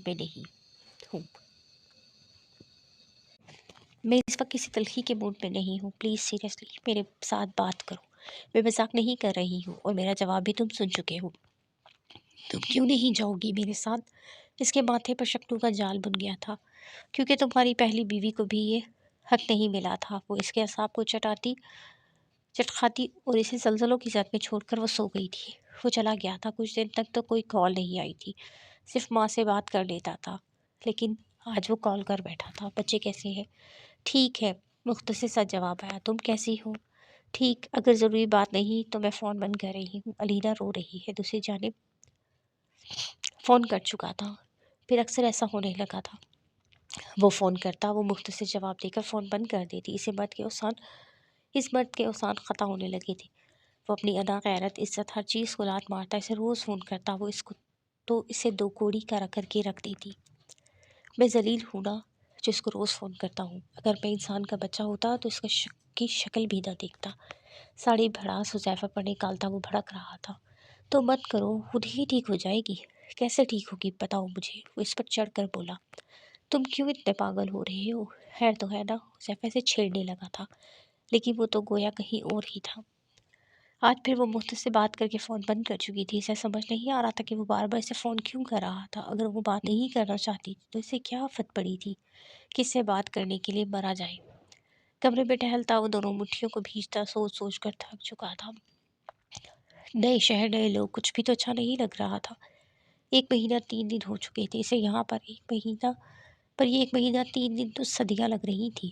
وہ دل کو سمجھا کر تھک گیا تھا، ہر دل پر دل بہک رہا تھا، مچل رہا تھا۔ اسے سسکتے اور مچلتے دل کو کسی غمسار ہمدرد کی ضرورت محسوس ہی نہیں ہو رہی تھی، کیونکہ اس کے درد کا درماں کوئی اور نہیں، وہی عورت تھی۔ بابا آ گئے، بابا آ گئے۔ علیشا خوشی سے جھومتی سکندر کے گلے لگ کر چیخ چیخ کر سارے گھر کو سر پر اٹھائے ہوئی تھی۔ ماں سر چوم کر سفر کی تھکان کے بارے میں پوچھنے لگی۔ کچن میں علینا کا فیڈر گرم پانی میں ابال کر وہ اب علیشا کی فرمائش پر میکرونی بنا رہی تھی۔ الفت نے کچن میں آ کر اسے مخاطب کر کے کہا، سکندر کے لیے کھانا لگاؤ، وہ صبح سے نہار منہ ہے۔ یہ کہتے ہی وہ چلی گئی۔ اس نے مائکرو ویو میں کھانا گرم کیا، ٹیبل پر لگا کر خود ہی باہر لاؤنج میں آئی۔ کھانا لگا چکی ہوں، یہ کہتے ہی وہ ایک بار پھر کچن میں غائب ہو گئی تھی، جبکہ الفت جو بیٹے کو سائمہ کی شادی کی تاریخ جانے کی خوشخبری سنا رہی تھی بولی، جاؤ کھانا کھاؤ، بعد میں اس پر بات کریں گے۔ سائمہ کی شادی کی تاریخ رکھے جانے پر وہ بھی دل سے خوش ہوا تھا کہ کم از کم وہ ماں کے سامنے اپنے گھر بار کی ہو جائے گی۔ اچھا تھا، وہ نہا دھو کر فریش لگ رہا تھا۔ اسے دیکھتے ہی تازگی بھرا احساس رگوں میں دوڑنے لگا تھا۔ اس پر گہری نظر ڈالتا وہ کرسی کھینچ کر بیٹھ گیا تھا۔ وہ اپنے کاموں میں مصروف تھی۔ وہ کھانا کم کھا رہا تھا اور اسے زیادہ دیکھ رہا تھا۔ ایسا کیا تھا کہ جس نے اس کے سارے حواس سلب کر لیے تھے؟ دل الگ راستہ بدل گیا تھا۔ اس کی پشت کو دیکھ کر وہ کھانے سے ہاتھ رک چکا تھا۔ بھوک ساری ختم ہو گئی تھی۔ وہ اٹھا، اس کے پاس جا کر بالکل قریب کھڑے ہو کر اس کے جسم کی خوشبو اپنے اندر اتارتا رہا۔ کچھ پل کے لیے بالکل مخمور سا ہو گیا تھا۔ اس کے پرفیوم کی مخصوص مہک اور موجودگی کے احساس پر اس نے رخ موڑا تو اپنے قریب اسے دیکھ کر وہ یکدم سے چونک گئی تھی۔ وہ چائے بنا دو، یہ کہتے ہی وہ چلا گیا، جبکہ وہ بے اختیار ٹیبل کو دیکھنے لگی۔ اس نے کچھ بھی تو نہیں کھایا تھا، سب کچھ ویسے کا ویسا رکھا تھا۔ 3 دن کی چھٹیاں تھیں، ان 3 دنوں میں اس نے اپنا کام پورا کرنا تھا۔ رات تک سوچتے وہ بالکل تھک چکا تھا۔ اکیلے جانے پر دل کسی صورت مانا نہ تھا۔ اسے ہر حال میں بنانا تھا، چاہے اس کے لیے اسے کسی بھی حد تک جانا پڑے۔ رات کو موقع نہیں ملا تو اگلے دن پھر سے بے چینی عروج پر تھی۔ ادھر ماں اور سائمہ شادی کی تیاریوں میں بہت مصروف ہو گئی۔ شام کو جب علیشا دادی کے پاس تھی اور رنگینہ سو رہی تھی، وہ موقع پاتے ہی لاؤنج سے اپنے کمرے میں آیا۔ وہ علیشا کے یونیفارم استری کر رہی تھی۔ دروازہ لاک کر کے وہ اس کے پاس ہی آیا۔ ایک سرسری عام سی نظر دروازے پر ڈال کر بار پھر سے اپنے کام میں مصروف ہوئی تھی۔ تم پیکنگ کر لو، ہم پرسوں جائیں گے۔ ناپسندیدہ موضوع جس سے وہ خود بچنا چاہ رہا تھا پر مجبوراً بول پڑا تھا، میں تمہیں جواب دے چکی ہوں۔ عام سا جواب آیا تھا، پر میں لازماً لے کر جاؤں گا۔ وہ سرکش ہونے لگا، ماں کو لے کر جاؤ، انہیں بھی لے کر جاؤں گا، مگر پہلے تم جاؤ گی۔ میں کسی صورت نہیں جاؤں گی، وہ اس کی آنکھوں میں بے خوفی سے دیکھتی بولی تھی۔ کتنی سزا دو گی مجھے؟ سزا تو پہلے ہی بھگت رہا ہوں، میں کم از کم جا تو سکتی ہوں میرے ساتھ۔ اس کے کندھے دونوں ہاتھوں سے تھامتے ہوئے یکدم سے اس کا رخ اپنی جانب موڑ کر بولا، خدا کے لیے بات مان لو، خدا کے لیے بات مان لو میری، کتنا تڑپاؤ گی مجھے، کتنی سزا دو گی، کتنی منتیں کروں تمہاری، میں نہیں رہ سکتا وہاں اکیلا، کتنی اذیت دو گی مجھے، ہاتھ ہٹاؤ۔ اس کے ہاتھ جھٹک کر وہ ایک بار پھر سے کپڑے استری کرنے لگی۔ ایک بار پھر اس کا چہرہ موڑ کر وہ التجائیہ لہجے میں بولا، پلیز چلو نا میرے ساتھ، جو تم کہو گی وہ میں کروں گا، جیسے تم کہو گی ویسا ہی ہوگا، میں نہیں رہ سکتا تمہارے بغیر۔ یہی تو زوباریہ بھی کہتی تھی، تمہیں کبھی سنا تھا تم نے اسے؟ وہ بھی تو تمہارے بغیر مر گئی۔ کبھی بدکاری کرتے ہوئے اس کی یاد آئی تھی؟ اس کے دل کا خون کرتے ہوئے تم تڑپے تھے؟ کسی صورت کس طرح ڈنکے کی چوٹ پر بے وفائی کرتے رہے، کانپے تھے اس وقت تم؟ اس کی محبت کا سوچ کر کبھی تم نے اس پر ترس کھایا تھا؟ نہیں نا، تو میں تم پر کیوں ترس کھاؤں، کیوں رحم کروں تم پر؟ وہ سحر خندہ لہجے میں سے آئینہ دکھا رہی تھی۔ ہاں ہوں میں گنہگار، پر اب تو تمہارے ساتھ مخلص ہو گیا ہوں نا، اب تو میں اعتراف کرتا ہوں تاکہ میں نے غلط کیا تھا، کیا تم مجھے معاف نہیں کر سکتی؟ وہ گر گرانے لگا۔ نہیں، اس کا آدمی جواب سن کر گیا تھا، تم جاؤ گی نا میرے ساتھ؟ وہ چند ثانیے بہت پیار بات بھلائے ایک بار پھر التجا کرنے لگا تھا، نہیں ایسا مت کرو، میں مر جاؤں گا، میں وہاں ایک لمحہ بھی نہیں گزار سکتا۔ تو مت گزارو، تمہارے ہر لمحے کے ساتھی ہوتے ہیں۔ گہرا طنز بھی وہ امرت سمجھ کر پی گیا تھا۔ استری کا پلگ نکال کر وہ سارے کپڑے الماری میں ہینگ کرنے لگی۔ تم چل رہی ہو نا؟ وہ ایک ہی گردان کیے جا رہا تھا۔ نہیں، سوٹ سے الماری کا دروازہ بند کر کے وہ قہر آلود نظر اس پر ڈال کر جانے لگی۔ تو اس کا ہاتھ پکڑ کے اسے روکتا، نم آلود نگاہوں سے تکتا بولا، میں جل رہا ہوں، اندر ہی اندر سلگ رہا ہوں، میں اگر وہاں نہ گئی، تم اگر وہاں نہ گئی تو کچھ کر بیٹھوں گا میں۔ ترس کھاؤں مجھ پر، کسی عورت کی موجودگی میرے اندر کی آگ کو ختم نہیں کر سکتی، کسی صورت بھی اچھی نہیں لگ رہی۔ وہ رونے لگا تھا، تم بات مت کرنا، دور رہنا، پر میرے ساتھ اس گھر چلو پلیز، اگر تم یہاں رہو گی تو میں بھی واپس نہیں جاؤں گا، استعفیٰ دے دوں گا، چھوڑ دوں گا یہ جاؤ۔ وہ ایک پل کے لیے ششد رہ گئی تھی، پھر خود پر قابو پاتے بولے، کچھ بھی کرنے سے پہلے اپنی بیٹیوں کے مستقبل کے بارے میں ضرور سوچنا۔ نہیں سوچوں گا، جب میری زندگی تباہ ہوگی تو کسی کے بارے میں بھی نہیں سوچوں گا، میری بچیوں کا مستقبل تمہارے ہاتھ میں ہے، اگر تم جاؤ گی تو وہ خود بخود بہتر مستقبل پائیں گی، ورنہ میں استعفیٰ دے دوں گا، میں نہیں جاؤں گا۔ خود آنکھیں صاف کر کے واش روم میں گھس گیا تھا۔ صبح کمرے کی صفائی کرتے ہوئے اس نے اس کے سائڈ ٹیبل کی دراز میں استعفیٰ لیٹر دیکھا تھا، یعنی وہ اس حد تک جا سکتا تھا۔ اگر ایسا حقیقتاً ہو جاتا تو وہ اس کی بیٹیوں کی مجرم بن جاتی، اپنی بہن کو کیا منہ دکھاتی کہ اس کی ذرا سے ضد اس کے ہاتھوں ان کا مستقبل تباہ و برباد ہو گیا تھا۔ وہ ایسا نہیں کر سکتی، اس لیے دوپہر کو جب وہ سونے کے لیے کمرے میں آیا تو وہ خاموشی سے اندر آئی اور شرٹ اتارتے سکندر سے مخاطب ہوئی، کل کس وقت جائیں گے ہم؟ اس کی بات پر کچھ پل کے لیے شاکڈ ہوتا وہ یکدم خوشی سے بھرپور آواز میں بولا، جس وقت تم کہو۔ وہ جانے کی تیاری کرنے لگی، جبکہ وہ شرٹ کو دوبارہ پہنتا کمرے سے نکل کے سیدھا ماں کے پاس آیا تھا۔ جب ماں کو جانے کا بتایا تو اس سے لگ ہی اٹھی تھی۔ ہم نہیں جا رہے، دیکھ نہیں رہے بہن کی شادی کی تیاری کر رہے ہیں، اس کا سوچا تم نے کیا؟ یہ کیا وہاں جانے کی سوچی؟ ابھی بیگم صاحبہ کی پڑھائی گئی پڑتی ہے، وہ کہاں ہماری خوشی برداشت کر سکتی ہے؟ این شادی والے دنوں میں جانے کی پڑ گئی، پہلے تو جانے کا نام نہیں لیا تھا، اب کیا آفت پڑ گئی؟ ابھی پلیز آپ بھی ساتھ چلیں، وہاں سے تیاری کر لیں گے، شادی کے دن تک واپس آ جائیں گے۔ ویسے بھی یہ بنگلہ خالی کرنا ہوگا، جو ایس پی یہاں پوسٹنگ پر آیا ہے اس کے لیے کم از کم 1 مہینے تک کا ٹائم ہے، تو ہم اپنے گھر شفٹ ہو جائیں گے، لیکن ابھی اتنی دور نہیں جا سکتے، شادی کے بعد میں آ جاؤں گی، پر ابھی نہیں۔ وہ تو بات ختم کر کے اٹھ گئی۔ ادھر وہ ششو پنج میں مبتلا واپس کمرے میں آیا تھا، اور پھر آنے والے دنوں میں ان کے شفٹ کر جانے کے بعد اس کی ماں بہن بھی اپنے گھر شفٹ ہو گئی اور سرکاری بنگلہ خالی کر دیا گیا تھا۔ گھر کو ڈیکوریٹ کرنے بھی کافی دن لگے تھے، وہ کافی تھک چکی تھی، مسلسل کام نے نڈھال سا کر دیا تھا۔ کچا ملازم تھے پر زیادہ تر اندر کے کام وہ خود کرتی تھی، سارے لان کی کاٹ چھاٹ کر کے اس نے کچھ نئے موسمی پھول لگوائے تھے۔ علیشہ کو اسی اسکول کے برانچ میں داخل کر لیا گیا تھا۔ پرسکون ماحول اور پرسکون دن تھے جو بسر ہو رہے تھے۔ وہ اپنے گھر والوں سے دور آئی تھی، ہر دوسرے تیسرے روز گھر بات کرتی۔ یہاں آتے ہی جو پہلے سب سے کام کیا تھا وہ یہ تھا کہ سکندر کا کمرہ الگ سیٹ کیا تھا اور خود بچیوں کے ساتھ دوسرے کمرے میں سوتی تھی۔ اس مرد کو یہ بھی گوارا تھا، وہ اس بات پر خوش تھا کہ وہ اس کے ساتھ آئی تھی۔ چھٹی والے دن وہ گھر پر ہی ہوتا تھا، کہیں باہر نہیں جاتا تھا۔ علیشہ اور ایلنا کے ساتھ کھیلتا بولتا، آج بھی چھٹی کا دن تھا۔ وہ خلاف معمول جلدی اٹھا تھا، وہ بچوں کو ناشتہ کروا رہی تھی۔ گڈ مارننگ پاپا، علیشہ نے چہکتی آواز میں کہا تھا۔ اس کی بات کا جواب دیتا وہ کرسی گھسیٹ کر بیٹھا اور بولا، میں صرف جوس لوں گا، وہ بھی ایپل کا۔ علینا کو بوائل ایگ کھلا کر وہ اس کے لیے ایپل جوس لے آئی تھی۔ گلاس ٹیبل پر رکھا، خود اپنا چائے کا کپ اٹھا کر علینا کی انگلی تھامے لاؤنج میں چلی گئی۔ وہ دھیرے سے مسکراتے جوس پینے لگا تھا۔ اس کی ہر ادا ہر بات پر تمرتا تھا، وہ اس کی بے رخی اسے چند قدم اور قریب کر دیتی تھی۔ وہ اس کی محبت میں دھستا جا رہا تھا اور اس سے مزہ آنے لگا تھا۔ ایسا بھی محسوس نہیں کیا تھا جو اب وہ کر رہا تھا۔ وہ عورت اس کے تکبر و غرور کا سارا نشہ اسے توڑ بڑوڑ کر اتارے گی، اس کے گمان میں بھی نہ تھا۔ اس کی خودی کو بے خودی میں بدل دے گی، یقین نہ تھا۔ ماں کے ساتھ بات کر کے وہ ہمیشہ کچھ دنوں کے لیے اداس سی رہتی تھی۔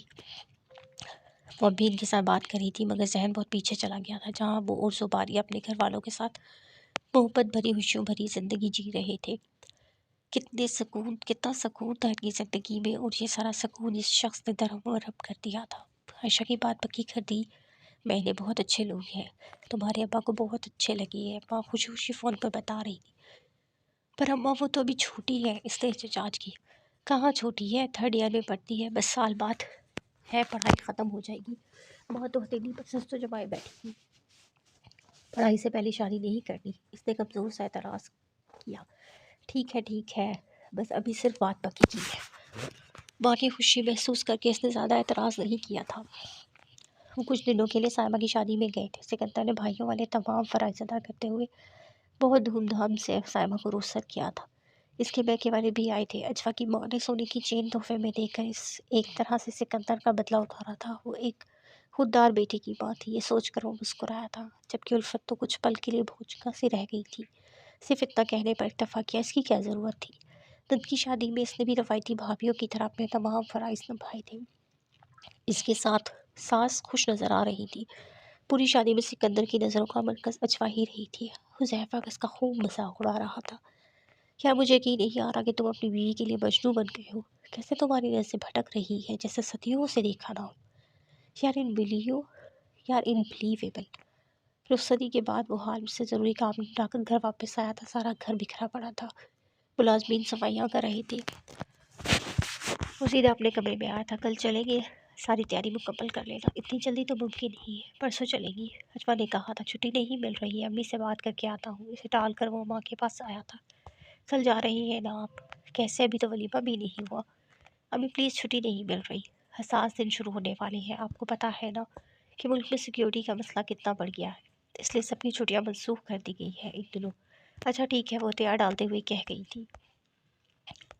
اگلی صبح جب وہ سائمہ اور وقار کا ولیمہ تھا، وہ بیچارے مجبوری واپس چلے گئے تھے، لیکن جاتے جاتے سائمہ کی سسرال میں معذرت کرنا نہیں بھولے تھے۔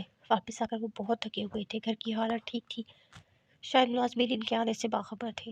چھبی پورا گھر صاف ستھرا تھا، وہ تو گھر آتے ہی اپنے کمرے میں سونے چلا گیا تھا، جبکہ وہ پیکنگ کھول کر چیزیں جگہوں پر رکھنے لگی۔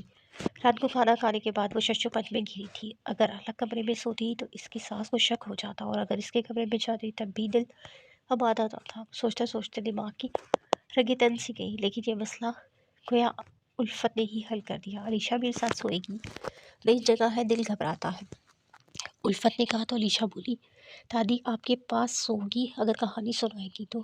اس کے اس قدر جلد مان جانے پر اجوا حیران رہ گئی۔ کیوں نہیں، کہانیاں بھی سناؤں گی اور چاکلیٹس بھی دوں گی۔ کچھ ایسا ہی ہوا تھا، سکندر کو کمرے میں جاتا دیکھ اور ساس کو لاؤنج میں ٹی وی کے آگے جمع دیکھ کر وہ ناچار اٹھ کر سکندر کے پیچھے کمرے میں آئی تھی۔ علیشا دادی کے ساتھ بیٹھی ٹی وی دیکھ رہی تھی، اسے کمرے میں دیکھ کر ایک لمحے کے لیے اس کا چہرہ متغیر سا ہوا، پھر کچھ سوچ کر مطمئن و مصور سا ہو گیا تھا۔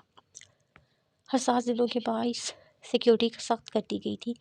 وہ خود تمام حالات کا جائزہ لیتا بری طرح مصروف تھا، گھر بہت دیر سے آتا تھا۔ چند دنوں کی تھکاوٹ نے بالکل اٹھال سا کر دیا تھا، لیکن پھر تھکاوٹ اس وقت فرحت میں بدل دی تھی جب بنا کوئی حادثہ ثانیہ ہوئے یہ دن بخیریت بیتے تھے۔ وہ پرسکون سا ہو کر گویا ساری تھکاوٹ بھول گیا تھا، لیکن کچھ دنوں بعد جب ایک جلوس کا جائزہ لے رہا تھا کہ اچانک جلوس میں ہونے والی فائرنگ کے نتیجے میں 2 گولیوں کا نشانہ بن گیا۔ اس کی جان بچ گئی تھی، ایک گولی بازو اور ایک کندھے میں لگی تھی۔ 3 دن ہاسپٹل میں رہ کر آج اسے ڈسچارج کر دیا گیا تھا۔ 3 دنوں میں ماں سارا دن اس کے پاس ہاسپٹل میں رہی تھی۔ اس نے بہرحال جانے پر زور دیا مگر وہ ٹس سے مس نہ ہوئی تھی۔ وہ ایک بار ہاسپٹل گئی تھی مگر بچوں کی وجہ سے جلد آنا پڑا۔ اس کی ساس نے بھی اسے آنے کی تنبیہ کی تھی، بچوں کا خیال رکھو، میں ہوں یہاں پر۔ گھر آتے ہی لوگوں کا تانا بانا بندھا رہا تھا۔ صبح اٹھا تو ناشتے سے پہلے اس نے اپنے کپڑے چینج کرنے کا سوچا، لیکن وہ اس پوزیشن میں نہیں تھا کہ خود سے حرکت کر سکتا۔ آپریشن ہونے کے باعث ہاتھ اور کندھا ابھی بھی پٹیوں میں جھک رہا تھا۔ ماں اس کے کمرے میں آئی۔ ماں اجوا سے کہیں میرے کپڑے نکال دے، چینج کروں گا، کئی دن سے چینج نہیں کیا، ہاسپٹل کی بو آ رہی ہے۔ ٹھیک ہے، میں بھیجتی ہوں اسے، اور میں ناشتہ تیار کرتی ہوں تمہارے لیے۔ اس کے سر پر بوسہ دیتے وہ چلی گئی۔ کچھ دیر بعد وہ چلی آئی، اس سے الماری سے کپڑے نکال کر اس کے پاس لے آئی۔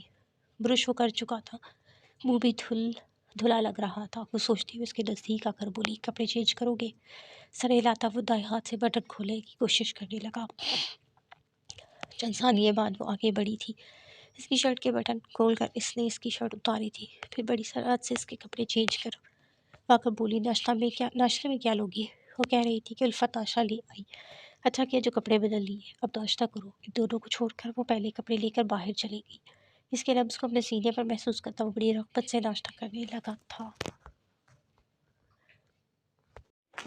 کروا کر بولی ناشتے میں کیا لوگی؟ وہ کہہ رہی تھی کہ الفت ناشتہ لے آئی۔ اچھا کیا جو کپڑے بدل لیے، اب ناشتہ کرو۔ ان دونوں کو چھوڑ کر وہ میلے کپڑے لے کر باہر چلی گئی۔ اس کے لمس کو اپنے سینے پر محسوس کرتا وہ بڑی رغبت سے ناشتہ کرنے لگا تھا۔ یار میری شیو بڑی ہوئی ہے، عجیب رب سا ہو لیا ہے، اب ہر کام کے لیے تو اسے نہیں کہہ سکتا نا، وہ بھی تھک جاتی ہے۔ تمہیں پتہ ہے میں کبھی کسی عورت کے لیے دل سے تیار نہیں ہوا، لیکن یہ عورت جو میری بیوی ہے اس کے لیے میں دل سے تیار ہوتا ہوں، اگرچہ یہ مجھے گھاس تک نہیں ڈالتی، پھر بھی میں اس کے لیے خود کو پرفیوم میں نہلاتا ہوں۔ میں جانے کیوں چاہتا ہوں کہ اسے اچھا لگوں یار۔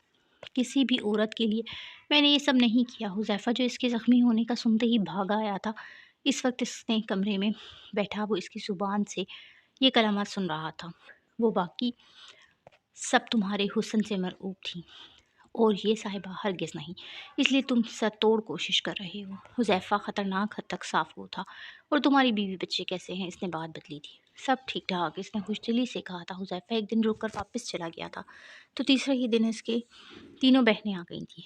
پہلے تو بھائی کو گلے لگائے دھواں دھار روتی رہی، پھر دل کھول کر ہنسی اور قہقہوں کی محفل سجائی جو رات دیر تک جاری رہی۔ سکندر ان کے کمرے میں سب کے ہمراہ تھا۔ وہ سب کاموں سے فارغ ہو کر ان کے پاس آئی تھی۔ اجوا تم نے ابھی تک کوئی خوشخبری نہیں سنائی؟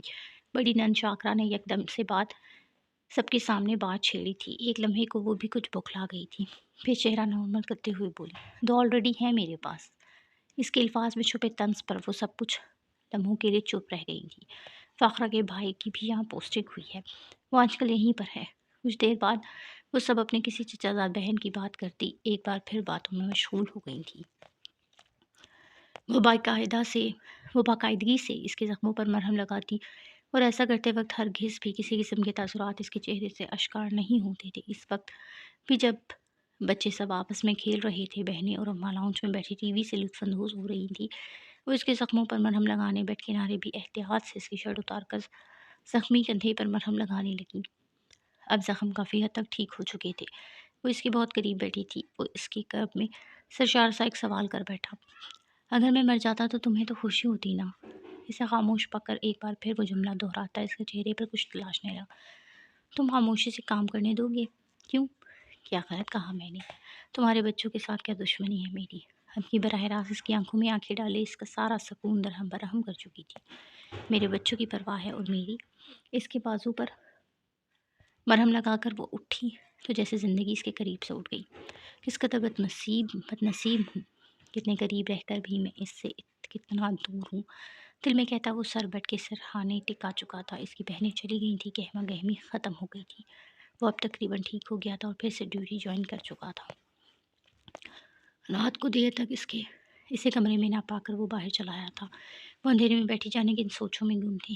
ملازم کو بھیج کر اس نے اسے کمرے میں بلوایا۔ باہر سردی تھی۔ حیرت اس بات تھی کہ اتنی سخت سردی میں وہ باہر کیا کر رہی تھی۔ کچھ دیر بعد کمرے میں آئی۔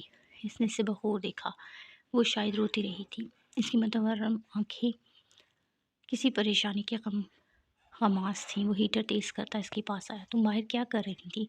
کتنی سخت سردی ہے، اندازہ ہے نہیں تو کیا ہوتا؟ ہاں، سردی تم سے زیادہ خوفناک تو نہیں، تم سے زیادہ بھیانک تو نہیں؟ کیا مطلب؟ وہ تو گویا اچھل ہی پڑا تھا۔ اس کا لہجہ اور انداز بہت خراب لگ رہے تھے۔ تم کتنے مکروہ ہو، کتنے گندے ہو، بتا دو آج۔ وہ سب جو تم کرتے رہے ہو۔ وہ اس کا گریبان پکڑے چیخ پڑی۔ کیا کہہ رہی ہو تم؟ وہ بہت الجھا تھا۔ تم بدکار ہو یہ تو پتا تھا مجھے، پر اس حد تک کہ چچا زاد بہن تک کو نہیں چھوڑا۔ اس کی آنکھوں کی بے یقینی اور الفاظ نے اس کے چہرے کی رنگت اڑا دی تھی۔ بالکل ڈر نہیں لگا تمہیں؟ ذرا احساس نہیں جاگا؟ ذرا نہیں ڈرے تم؟ بولو۔ وہ رونے لگی۔ وہ اپنے حواس کھونے لگا۔ کتنی مشکلوں سے تو وہ اس کی تھوڑی قریب ہوئی تھی اور اب ایک بار پھر وہ دور ہونے والی تھی۔ کس نے کہا تم سے؟ اس کی آواز لڑکھڑا رہی تھی۔ اسی نے جس کے ساتھ تم نے منہ کالا کیا۔ ایک ایک الفاظ پر زور دیتی وہ چلائی۔ کیا؟ وہ آئی تھی یہاں؟ وہ شدید حیران تھا۔ ہاں، اس نے بتایا ہے مجھے۔ تو اس نے نہیں بتایا کہ اس نے اپنی مرضی؟ جھوٹ مت بولو۔ ہاں، صرف میں ہی جھوٹ بولتا ہوں، باقی سب سچے۔ وہ خود آئی تھی میرے پاس۔ اس نے اپنی رضامندی سے اپنا آپ سونپا تھا مجھے۔ تمہیں میں خطا کار دکھائی دیتا ہوں، مگر ان میں ایک لڑکی بھی بری نہیں دکھائی دیتی جو مرضی سے میری جھولے میں گرتی رہی ہیں۔ میں نے کبھی کسی کے ساتھ زبردستی نہیں کی۔ اگر میں اتنا کمینہ ہوں تو آج تم میرے نکاح میں ہو کیا؟ میں نے پچھلے 3 سال سے تمہیں ہاتھ لگایا؟ بولو، کیا میں نے تمہیں چھوا؟ تمہاری مرضی کے بغیر تمہیں ہاتھ تک لگانے کی کوشش نہیں کی۔ تمہارے ساتھ تو میں زبردستی بھی کر سکتا ہوں۔ کیا میں نے ایسا کیا؟ بولو۔ یہ سب جہاں خوبصورت ہینڈسم مرد دیکھتی ہیں وہاں مچھلیوں کی طرح پھسلتی ہیں۔ میں یہ نہیں کہتا کہ سب لڑکیاں بری ہیں، مگر جس طرح میرے جیسے کمینے مرد میں بالکل اسی طرح ان جیسی عورتیں بھی ہیں۔ تم ہر بار میرے احتساب کرنے لگتی ہو۔ میں قسم کھانے کو تیار ہوں وہ خود آئی تھی میرے پاس۔ وہ سب سے پہلی لڑکی ہے جس نے مجھے یہ احساس دلایا تھا کہ میں چاہے جانے کے قابل ہوں۔ اس نے اپنا آپ خود ہی بے مول کر دیا تھا میرے سامنے۔ اب اس کی ذلالت دیکھو کہ خود اپنی عزت کی دھجیاں بکھیرتی پھر رہی ہے۔ وہ غصے اور نفرت کی انتہا پر تھا۔ میں تمہاری کوئی بات نہیں سنوں گی۔ میں اب تمہارے ساتھ ایک پل بھی نہیں رہ سکتی۔ وہ تو جیسے بم اس کے اعصاب پر پھوٹ گئی تھی۔ کیا کہا؟ کیا کہہ رہی ہو؟ پاگل ہو گئی ہو؟ اس کے انداز پر تو وہ لرز گیا تھا۔ میں تمہارے ساتھ ہرگز نہیں رہوں گی۔ اس کو دھکا دیتی وہ اپنا بیگ لے کر الماری سے کپڑے نکالنے لگی۔ ایسا کیسے کر سکتی ہو تم؟ کھینچ کر وہ اسے روکنے لگا۔ مجھے کوئی نہیں روک سکتا، وہ چلائی۔ تمہارے جیسے بد کردار کے ساتھ میں ایک پل نہیں رہ سکتی۔ وہ شدت سے روتی بلکنے لگی تھی۔ اسے روتا دیکھ کر وہ خود پر سارا کنٹرول ختم ہوتا دیکھ رہا تھا۔ میں مر جاؤں گا اگر تم نے مجھے چھوڑا تو، میں مر جاؤں گا، تم مر جاؤ، سختی سے کہتی وہ چیخ پڑی۔ پلیز ایسا مت کرو، پچھلے 3 سالوں سے میں کسی عورت کے نزدیک نہیں گیا۔ ہر عورت بھیج لگتی ہے۔ میں تمہارے سامنے میں قسم کھاتا ہوں، میں نے ان سالوں میں کسی عورت کو نہیں چھوا۔ ہاں میں گناہ گار ہوں، پر اب میں یہ گناہ ترک کر چکا ہوں۔ یقین کرو میں جھوٹ نہیں کہہ رہا۔ نہیں ہے مجھے تمہاری کسی بات کا یقین۔ وہ آنسو صاف کرتی ایک بار پھر بیگ میں کپڑے ڈالنے کے لیے الماری کھولنے لگی۔ تم کسی سے بھی پوچھ لو، تحقیقات کراؤ، میں قسم کھا کر کہتا ہوں کہ تم سے شادی کے بعد میں کسی عورت کے نزدیک نہیں گیا۔ وہ اسے اپنے فیصلے سے نہ ہٹتے دیکھ کر رونے لگا۔ اگر تم گئی تو میں سب کچھ تہس نہس کر دوں گا۔ تم نہیں ہوگی تو اس اعلیٰ عہدے سے بھی جان چھڑاؤں گا، سب کچھ چھوڑ دوں گا، اور سب سے پہلے تو میں فاقرہ کا خون کروں گا۔ اس نے میری زندگی تباہ کر دی، ہر چیز کو آگ لگا دوں گا میں، میرے پاس کچھ نہیں رہنا چاہیے، سب کچھ تباہ کر کے رکھ دوں گا۔ وہ شدت سے رونے لگا۔ وہ کپڑے بیگ میں رکھنے لگی۔ اسے تیاری کرتا دیکھ کر وہ منت سماجت پر اتر آیا۔ تم سب کی باتوں پر یقین کرتی ہو، صرف میرا ہی نہیں کرتی، یہ کیسا انصاف ہے؟ میری بات پر یقین کرو۔ اسے ٹس سے مس نہ ہوتا دیکھ کر وہ یکدم سے مڑ کر سائڈ ٹیبل کی طرف بڑھتا ہوا بولا، ٹھیک ہے میں خود کو ہی ختم کر لیتا ہوں۔ اس سے پہلے کہ وہ کچھ کرتا، گھبرا کر وہ سرحد سے اس کے پاس جا کر اس کو کھینچ کر بولی، نہیں جا رہی۔ ہچکیوں سے روتی وہ بیگ فرش پر پھینک کر کمرے سے نکل گئی تھی۔ ان دو بیٹیوں نے مجبور نہ کیا ہوتا تو وہ اس قدر ذلت بھری زندگی کیوں گزارتی؟ روتے ہوئے وہ بار بار خود سے کہہ رہی تھی۔ وہ ساری رات سوئی نہیں تھی۔ صبح سوجھی آنکھیں سپاٹ چہرے سے انہیں ناشتہ کروا رہی تھی۔ وہ ناشتہ کرتے ہوئے اسے ہی دیکھ رہا تھا۔ وہ بے نیازی سے علیشا اور علینا کو ناشتہ کروا رہی تھی، پر پھر علیشا کو بیگ دے کر بولی، گاڑی میں بیٹھو۔ وہ نکلی تو سکندر بھی اٹھ کر اس کے پیچھے نکل گیا تھا۔ علیشا کو اسکول ڈراپ کرتے ہوئے تھی وہ اس کی ناراضگی کو سوچے جا رہا تھا۔ سارا دن آفس میں برا گزرا تھا۔ اس کی زندگی کی نैاں پار لگ ہی نہیں رہی تھی۔ جہاں وہ کچھ اچھا ہونے کی امید کرتا، وہ وہاں سے بدقسمتی کا نیا در کھل جاتا۔ جان پر تو اس وقت بند آئی تھی جب اس نے اسے بیگ تیار کرتے دیکھا تھا۔ کہاں جانا ہے؟ عائشہ کی شادی ہونے والی ہے، پر وہ تو مہینے بعد ہے۔ اسے جیسے کمزور سا احتجاج کیا۔ 20 دن بعد امی کے ساتھ تیاریاں کرنی ہیں۔ زینب اور فاطمہ تو ہے نا، وہ کر لیں گی۔ ایک لمحے کے لیے آنکھیں اٹھائے سپاٹ سا چہرہ دیکھنے کے بعد وہ بولی، میں کروں گی، میں جا رہی ہوں۔ تب سے دل میں خلبود ہونے لگی تھی، اتنے دن اس کے بغیر وہ کیسے رہے گا؟ علینا کو گلے سے لگائے بار بار چومتا، وہ اکھیوں سے اسے بھی دیکھ رہا تھا۔ اس کے جانے تک کا وہ بار بار یہ سوچ کر اداس ہوتا رہا کہ وہ اتنے دن کیسے اس کے بنا رہ پائے گا۔ وہ دن آ پہنچا تھا اور وہ انہیں لے کر چلا گیا تھا۔ انہیں چھوڑ کر وہ واپس ڈیوٹی پر آیا تھا۔ گھر میں صرف 2 ہی بندے تھے، وہ اور اس کی ماں۔ وہ بور ہونے کے لیے بالکل تیار تھا۔ روز رات کو فون کر کے علیشا اور علینا کے ساتھ بات کر کے ریلیکس ہو جاتا تھا۔ وہ زیادہ بات نہیں کرتی تھی۔ آج بھی جب اس نے بات کی تو وہ 1-2 باتوں کے بعد خداحافظ کہنے لگی۔ بات کرو نا، مجھے نیند آ رہی ہے، اس نے کہا تو وہ گمبھیر آواز میں بولا، پر مجھے نہیں آ رہی، میں بند کر رہی ہوں، پلیز کسی اور سے بھی بولنے نہیں دیتی اور خود بھی بات نہیں کرتی، میں کیا کروں؟ وہ حقیقتاً پریشان ہوا تھا۔ تو کسی اور سے کر لو، اپنے 2 نمبر جذبے مجھ پر مت لٹاؤ، وہ درشی سے بولی۔ تم پر اپنے جذبے ہی نہیں، پوری ہستی لٹانے کے لیے تیار ہوں۔ اس کی بوجھل آواز کے ہر تاثر کو توڑتی وہ سپاٹ انداز میں بولی، ان فضول باتوں کے لیے فون کیا ہے؟ میری ہر بات فضول لگتی ہے، میں بھی فضول لگتا ہوں، پر مجھے نہ تو تمہاری کوئی بات فضول لگتی ہے نہ تم۔ اس لیے میرا دل چاہ رہا ہے کہ میں تم سے بولتا رہوں۔ وہ سنجیدہ تھا۔ تمہیں آزادی ہے، تم کسی سے بھی بات کر لو، پر مجھ سے نہیں۔ کل کو یہی بولو گی میں تمہیں چھوڑ کر جا رہی ہوں، میں تمہارے کسی بھی چانس میں نہیں آؤں گا، صرف تمہارے ساتھ بولوں گا۔ تم سے شادی کے بعد تلخ باتیں سن کر اب ان باتوں کا عادی ہو گیا ہوں، اور کسی اور کی زبان سے شہد بھی ٹپکتا ہے تو پتھر کی طرح لگتا ہے۔ جو سکون تم سے بات کر کے ملتا ہے وہ کہیں نہیں۔ مجھے کام ہے۔ وہ اس کی باتوں سے تنگ آ کر بولی، مجھ سے زیادہ ضروری ہے؟ اس کا مخمور لہجہ سے اچھا نہیں لگ رہا تھا۔ تمہیں نہیں پتہ اجوا، جب وہ مخمور انداز میں بولتا ہے نا تو میں بت بن کر صرف اور صرف اسے سنتی رہتی ہوں۔ میں اس کی آواز، اس کے لہجے کی دیوانی ہوں۔ اس کے کانوں میں زباریہ کی آواز گونجی تھی۔ تل ہو کر بولی، مجھے تمہاری آواز سے نفرت ہے، اس لیے میں بات نہیں کرنا چاہتی۔ اس کی بات پر دوسری جانب یکدم سناٹا چھایا تھا۔ کچھ ثانیہ بعد وہ پھیکی ہنسی ہنستا بولا، پر مجھے تو تمہاری آواز سے عشق ہے نا، مجھے تو سننے دو۔ پھر وہی محمول لہجہ، میں بند کر رہی ہوں۔ پھر واقعی اس نے فون کاٹ دیا۔ ایک پھیکی مسکراہٹ ہونٹوں پر لاتے وہ موبائل کو گھورتا رہا تھا۔ سرکتے سرکتے دن رات اسے اپنے آپ سے وہ لاپرواہ کرتے جا رہے تھے۔ آج اس کا رویہ کچھ زیادہ ہی خراب ہو جا رہا تھا۔ صبح آفس میں سب پر بگڑتا، جب وہ گھر آیا تو یہ دیکھ کر دنگ رہ گیا تھا کہ وہ آ چکی تھی۔ وہ الفت کے ہمراہ بیٹھی شادی کا حوال سنا رہی تھی۔ اسے آتا دیکھ کر وہ سانس کے پاس سے اٹھی، اسے بیٹھنے کی جگہ دے کر سامنے والے صوفے پر بیٹھ گئی نہیں۔ اس کی نظریں مسلسل اسی پر تھیں۔ یکلک میں اٹھ کر کچن میں گئی تھی۔ پھر کچھ دیر بعد وہ الینا کو لے کر سیدھے کمرے میں گئی تھی۔ اپنی بے اختیاری پر جھنجھلاتا وہ کچھ دیر تک تو ماں کے پاس بیٹھا رہا، پھر کمرے میں آیا۔ الینا کو نہلا کر اس نے اس کے کپڑے بدلے تھے۔ کپڑے بدل کر وہ اسے کھیلنے بھیج کر خود مغرب کی نماز پڑھنے لگی۔ وہ بے چینی سے پورے گھر میں پھرتا ایک بار پھر کمرے میں آیا۔ کیا کھاؤ گی؟ وہ شکٹک اس سے دیکھتا رہا۔ تم سے کچھ پوچھ رہی ہوں۔ ہاں؟ وہ چونک اٹھا۔ اس کی بے ترتیب حلیے کو بخور دیکھتی وہ بولی، کیا کھاؤ گی؟ جو بھی ہو۔ کھانے کی ٹیبل پر وہ برائے نام کھا رہا تھا۔ اس کی پلیٹ بھری پڑی تھی جسے نون ٹماٹو کے بنا نہ رہ سکی۔ اپنی حالت دیکھی ہے، کتنے کمزور ہو گئے ہو، کیوں اڑی ہوئی ہے تمہاری بھوک، یہ کیا حالت بنا لی ہے۔ اس نے اپنی آخری جملہ انہوں نے اجفا کو دیکھ کر ادا کیا۔ وہ اٹھ گیا تھا۔ پھر اس نے نوٹ کیا وہ دن بدن کمزور ہوتا جا رہا تھا۔ کھانا برائے نام کھاتا تھا، اکثر نہ بھی کھاتا۔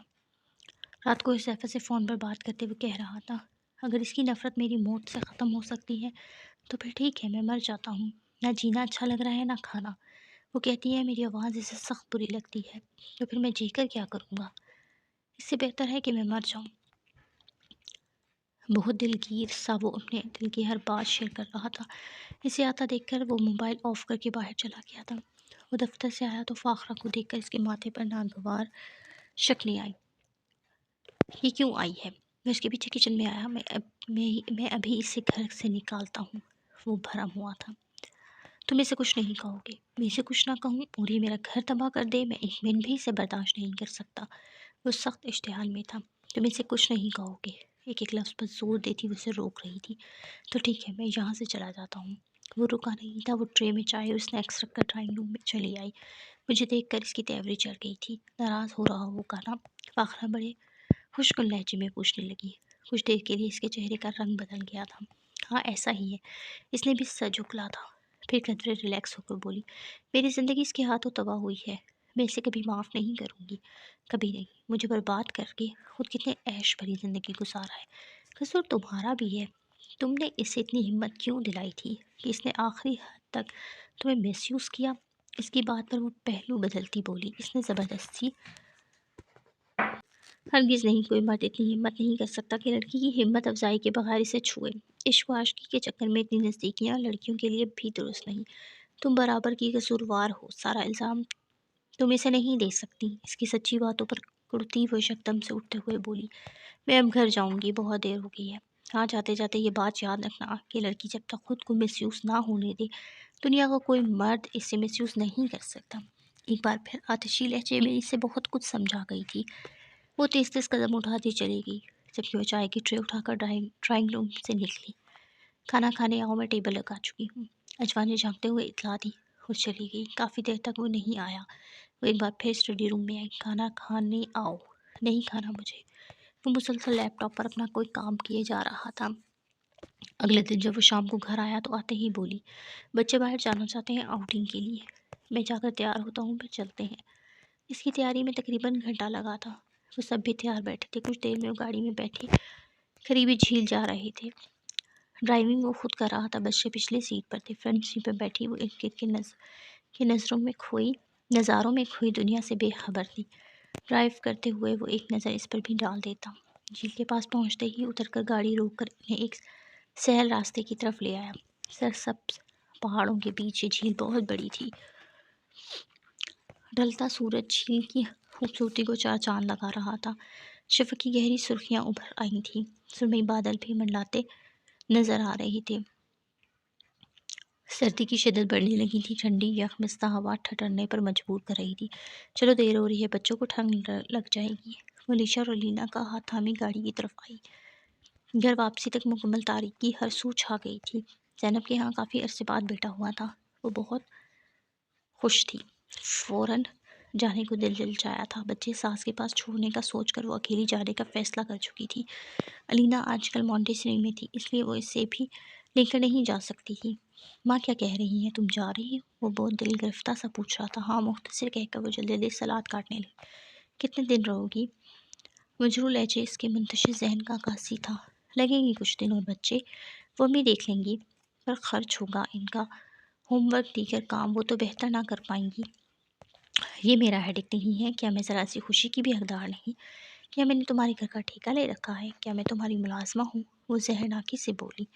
اس کا اکھڑا اکھڑا رویہ اسے چپ کرا گیا تھا، لیکن کچھ دیر بعد وہ بولا، میں نہیں رہ سکتا، میں خود تمہیں لے کر جاؤں گا، پھر واپس اسی دن آ جائیں گے۔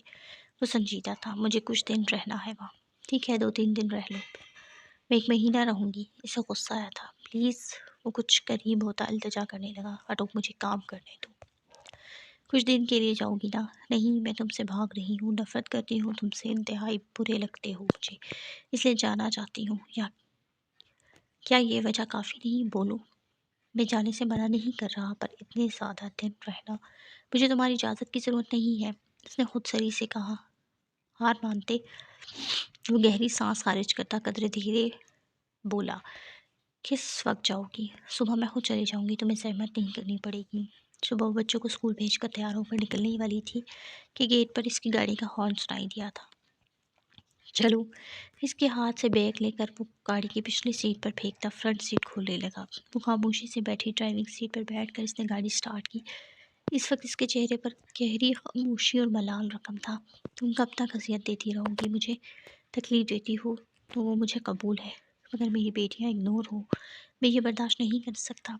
کیوں؟ پہلے کبھی توجہ دی تم نے ان پر؟ کیا آپ ہی کی موجودگی میں تم نے بھی علیشا پر محبت بھری نظر ڈالی؟ تم تو اس وقت صرف اپنی عیاشیوں میں مگن تھے، نہ تمہیں کیا فکر تھی اپنی بیٹی بیوی کی؟ وہ تنفر سے کہتی چپ ہوئی۔ ہاں، کیا میں نے سب، لیکن میں ماضی میں جا کر صحیح نہیں کر سکتا، اس حال کو اچھا کر کے مستقبل کو بہتر بنا سکتا ہوں۔ تم نے تو مجھے پاگل بنا دیا ہے، پچھلی غلطیوں کا احساس دلاتی ہو، جب کچھ ٹھیک کرنے لگوں تو وہ بھی طنز کے تیر جلا کر میرا منہ بند کر دیتی ہو۔ اب کروں تو کیا؟ اسٹیئرنگ پر زور سے ہاتھ مارتا وہ چلایا تھا۔ اسے سارا غصہ اس کی جانب پر آ رہا تھا۔ یہ دوری اسے ناقابل برداشت لگ رہی تھی۔ وہ بہت اشتعال میں گاڑی چلا رہا تھا۔ تمہیں آپ ہی سے ذرا بھی محبت نہیں تھی؟ اس نے خلاف توقع سوال کیا تھا۔ وہ کچھ پل کے لیے گڑبڑایا، پھر قدرے سنبھل کر بولا، سچ بولوں یا جھوٹ؟ سچ، اس نے بہت دکھ سے کہا تھا۔ میں اس کا جواب جان گئی تھی۔ نہیں، اس پر ایک تنزر ڈال کر بولا، اب تم اور نفرت کرو مجھ سے، سچ گلوانے کی وجہ بھی یہی ہے۔ وہ سخت ناراض ہوا تھا، اور جن کے ساتھ گناہ آلود وقت گزارا، اب کہ اس کے لہجے کی کاٹ پر وہ شرمندہ ہو کر بولا، کیا تم ان باتوں کو بھول نہیں سکتی؟ اب تو میں ایسا کچھ نہیں کرتا، اب تو میں مخلص ہوں تمہارے ساتھ، میں سچ کہہ رہا ہوں، ایک لڑکی بھی نہیں میری زندگی میں، میری ساری محبت سے تمہاری ہے۔ اس کا اشتعال اب مکمل طور پر ختم ہوا تھا، اور وہ اس سے بڑے جذبے سے کہتا اسے محبت بھری نظر سے دیکھ رہا تھا۔ باہر کے مناظر میں کھوئی اپنی نم آلود آنکھیں شیشے پر جمائے وہ دل میں روئے جا رہی تھی۔ وہ روز فون کرتا، علیشا اور لینا بھی بات کرتی، مما کب آئیں گی؟ وہ منہ بسور کر کہتی، بس کچھ دن بیٹا، پچ پچ کاٹتی، پاپا سے بات کریں۔ حلینا پاپا کو فون پکڑا کر علیشا کے پیچھے بھاگتی نکل آئی۔ کھڑکی میں کھڑا وہ بہت دبی آواز میں بولا، کب آؤ گی؟ کوئی پتہ نہیں، مجھے بھی بلا رہی ہیں۔ یکدم سے فون بند کر کے وہ رابطہ کاٹ چکی تھی۔ موبائل دیوار پر مارتا ہوا کمرے کی ایسی حالت بگاڑ چکا تھا، اس کی دنیا تہہ بالا ہو گئی تھی۔ جب راشدہ نے کال کر کے کہا تھا، بیٹا تم دونوں کے بیچ کیا بات ہوئی ہے، مجھے کھل کر بتاؤ، اجوا کیوں گھر واپس نہیں جانا چاہتی؟ راستہ کی بات سن کر وہ سکتے میں آ گیا۔ کچھ لمحوں کے لیے تو وہ بول ہی نہ پایا تھا، پھر زبان خشک ہونٹوں پر پھیر کر لڑکھڑاتے لہجے میں بولا، آٹھی مجھے سمجھ نہیں آئی، آپ کیا کہہ رہی ہیں؟ وہ سمجھتے ہوئے بھی سمجھنا نہیں چاہتا تھا۔ بیٹا وہ واپس گھر نہیں آنا چاہتی، میرے لاکھ سمجھانے پر بھی روتی رہتی ہے اور جانے سے انکار کر رہی ہے۔ کیا مسئلہ ہے، بتاؤ مجھے۔ کچھ نہیں آنٹی، میں سچ کہہ رہا ہوں، ہمیں کوئی لڑائی نہیں ہوئی، میں سمجھ نہیں پا رہا یہ کیوں ایسا کر رہی ہے۔ کچھ سوچ کر وہ بولا، آنٹی میری بات کرا دیں اس سے پلیز۔ وہ بہت آزردہ ہوا تھا۔ کچھ لمحوں بعد اس کی آواز ابھری تھی، کہو کیا کہنا ہے؟ یہ تم کیا تماشا لگ کرنے لگی ہو؟ تم کیوں میری جان لینے پر تلی ہو؟ کیا بگاڑا ہے میں نے تمہارا؟ خدا کے لیے واپس آ جاؤ۔ وہ رونے لگا، نہیں آ سکتی، میں مر جاؤں گا، کیا کروں تمہارے لیے جو تمہیں خوش کر کے، بولو کیا کروں تمہارے لیے؟ اگر تم واپس نہیں آئی تو میں کچھ بھی کر جاؤں گا، بچوں کو زہر تک دے کے مار دوں گا اور پھر خود زہر کھا کر مر جاؤں گا۔ سنا تم نے؟ وہ چلایا، کال کاٹ کر وہ شدت سے روتا اپنی محبت کی عادت ذلیل خوار ہونے لگا تھا۔ وہ سڑکوں کی ہاک چھال تھا، 2 دن سے باہر تھا، اسے کچھ بھی تو اچھا نہیں لگ رہا تھا۔ ساری دنیا، ہر چیز بری لگ رہی تھی۔ دگرگوں ہوتی حالت، مفدوش کیفیت نے بالکل نڈھال کر دیا تھا۔ وہ گھر سے تالا تعلق اپنے غم غلط کر رہا تھا۔ ماں بار بار کال کر رہی تھی، وہ کسی کال کا جواب نہ دے رہا تھا۔ دل کی دنیا ویران تھی، وہ محبت کا سوگ منا رہا تھا۔ گاڑی میں بیٹھا شدید یاسیت میں گاڑی ڈرائیو کرتا اپنی زندگی پر سوچے جا رہا تھا۔ کچھ بھی تو نہیں بچا تھا، پھر بھی تو نہیں، کچھ بھی تو نہیں۔ وہ لوٹا پوٹا گھر آیا تھا، گارڈ نے گیٹ کھولا تھا، گھر پر سناٹا طاری تھا، خاموشی کا راج تھا۔ وہ سیدھا کمرے کی جانب آیا تھا، دونوں بچیاں دادی کے پاس سوتی تھیں۔ وہ اندر آ کر سوئچ بورڈ کا بٹن آن کر چکا تھا، تاریکی اجالے میں بدل چکی تھی۔ وہ مڑ کر بیڈ کی جانب آیا اور ٹھٹک کر رک گیا۔ کمبل میں لپٹے وجود کو دیکھ کر وہ کچھ پل کے لیے دم بخود رہ گیا تھا۔ وہ واپس آئی تو جان آئی، لب خود بخود مسکرا اٹھے۔ تیز لائٹ سے آنکھیں چندھی آئیں تو وہ مندی مندی آنکھیں رگڑتی اٹھ بیٹھی۔ آ گئی تم؟ وہ والے آنا اس کی طرف بڑھا تھا، دوپٹہ اٹھاتی وہ بیڈ سے اتری تھی۔ کھانا کھاؤ گے؟ نہیں، اس کی بھوک اٹھ چکی تھی۔ اب وہ بڑی محبت سے بھری نظروں سے دیکھتا بولا، چائے بنا دوں؟ وہ چائے بنانے چلی گئی۔ کچھ دیر تک وہ خاموشی سے بے حال دل کو کنٹرول کرتا رہا، پھر اس کے پیچھے کچن میں آیا۔ وہ چائے بنا رہی تھی، اسے محسوس ہوا کہ وہ بھی رو رہی ہے۔ چائے کپ میں ادیل کر اپنے بائیں ہاتھ سے اپنے آنسو صاف کرتی، کپ اسے پکڑا کر کترا کر جانے لگی۔ کپ ٹیبل پر رکھ کر اس کا ہاتھ تھام کر اسے روکتا بولا، یہ کیا حرکتیں شروع کر دیں تم نے؟ وہ خاموشی سے کھڑی، اب شدت سے آنسو بہانے لگی تھی۔ کیا ہوا ہے کہ آپ پھر کسی نے کچھ کہہ دیا؟ ایک خاموش نظر اٹھائی، اس کو دیکھتے رہنے کے بعد وہ اس کا ہاتھ ہٹاتے جانے لگی۔ بات کا جواب دو۔ ایک بار پھر وہ سامنے آیا، تم ایسے چھپ نہیں سکتی، اب بولو، جواب دو، کیا بات ہے؟ وہ اب قدرے سختی سے بولا۔ وہ بنا آنکھیں اٹھائے شدت کی سے مرد کا چین اور سکون تہ و بالا کر رہی تھی۔ دونوں کندھوں سے تھامے وہ اب محبت سے پوچھنے لگا، جو بھی اس وقت تمہارے اندر چل رہا ہے بول دو، بول دو، میں سننے کے لیے بالکل تیار ہوں۔ کہو کیا تمہیں رلا رہا ہے، بولو۔ وہ اکسا رہا تھا۔ کافی دیر بعد جب اس نے نظریں اٹھا کر دیکھا تو اس کی آنکھوں میں دیکھتا محبت رہ گیا تھا۔ اسے دم بخود ہوتا دیکھ کر وہ بھاگتی ہوئی کمرے میں گئی۔ وہ کچھ ساتھ بعد جیسے بیدار ہوا، تیز قدموں سے بھاگتا اسے پیچھے گیا تھا۔ دروازہ لاک تھا، کھولو۔ وہ دستک دینے لگا، دوسری طرف خاموشی تھی۔ وہ مسکرانے لگا تھا، دروازہ کھولو پلیز۔ وہ نہیں کھول رہی تھی، کھولو نا پلیز۔ مسکراتا اپنے بالوں میں ہاتھ پھیرتا وہ مرنے کے قریب تھا۔ ماں آواز سن رہی تھی، پلیز۔ ایک بار پھر وہ مسکراتا بولا۔ کچھ دیر بعد دروازہ کھول دیا گیا۔ وہ سرد سے اندر آیا تھا، دروازہ لاک کر کے اس کے قریب آ کر بولا، تم کب تک بھاگو گی مجھ سے؟ اس کے آنسو اپنے ہاتھوں سے صاف کر کے بڑی دلکشی سے بولنے لگا، تو یہ وجہ ہے نہ آنے کی؟ میں تو کچھ اور سمجھا تھا۔ اب بولو، جان مانگو گی وہ بھی دوں گا، صرف ایک بار اعتراض کر دو کہ محبت کرنے لگ گئی ہو مجھ سے۔ اس کے ظاہرانہ آواز اس کے سماعتوں میں رس گھولنے لگی تھی۔ وہ آپی کے ساتھ بے وفائی کیسے کر سکتی تھی؟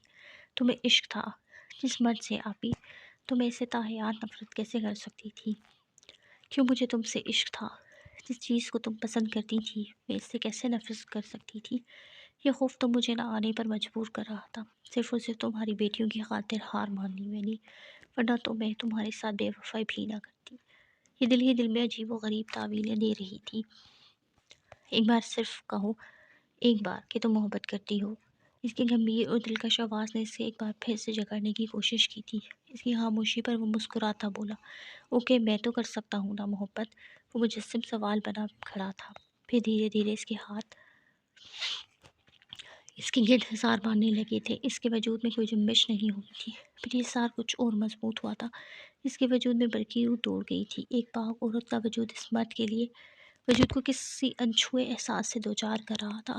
اس کے کسی عمل میں مزاحمت نہیں تھی، اس کی ہمت بڑھی اور وہ اسے دیوانہ وار اپنی محبت کا احساس دلانے لگا تھا۔ وہ عورت مضبوط تھی۔ اس مرد کو چاروں جانیں چت کر دینے کے بعد اسے اپنا آپ سونپ گئی تھی۔ مصنفہ نادیہ امین۔ ختم شد۔ اس کے ساتھ ہی اجازت چاہوں گی، دعاؤں میں یاد رکھیے گا۔ ماہ نور علی کو۔ اللہ حافظ۔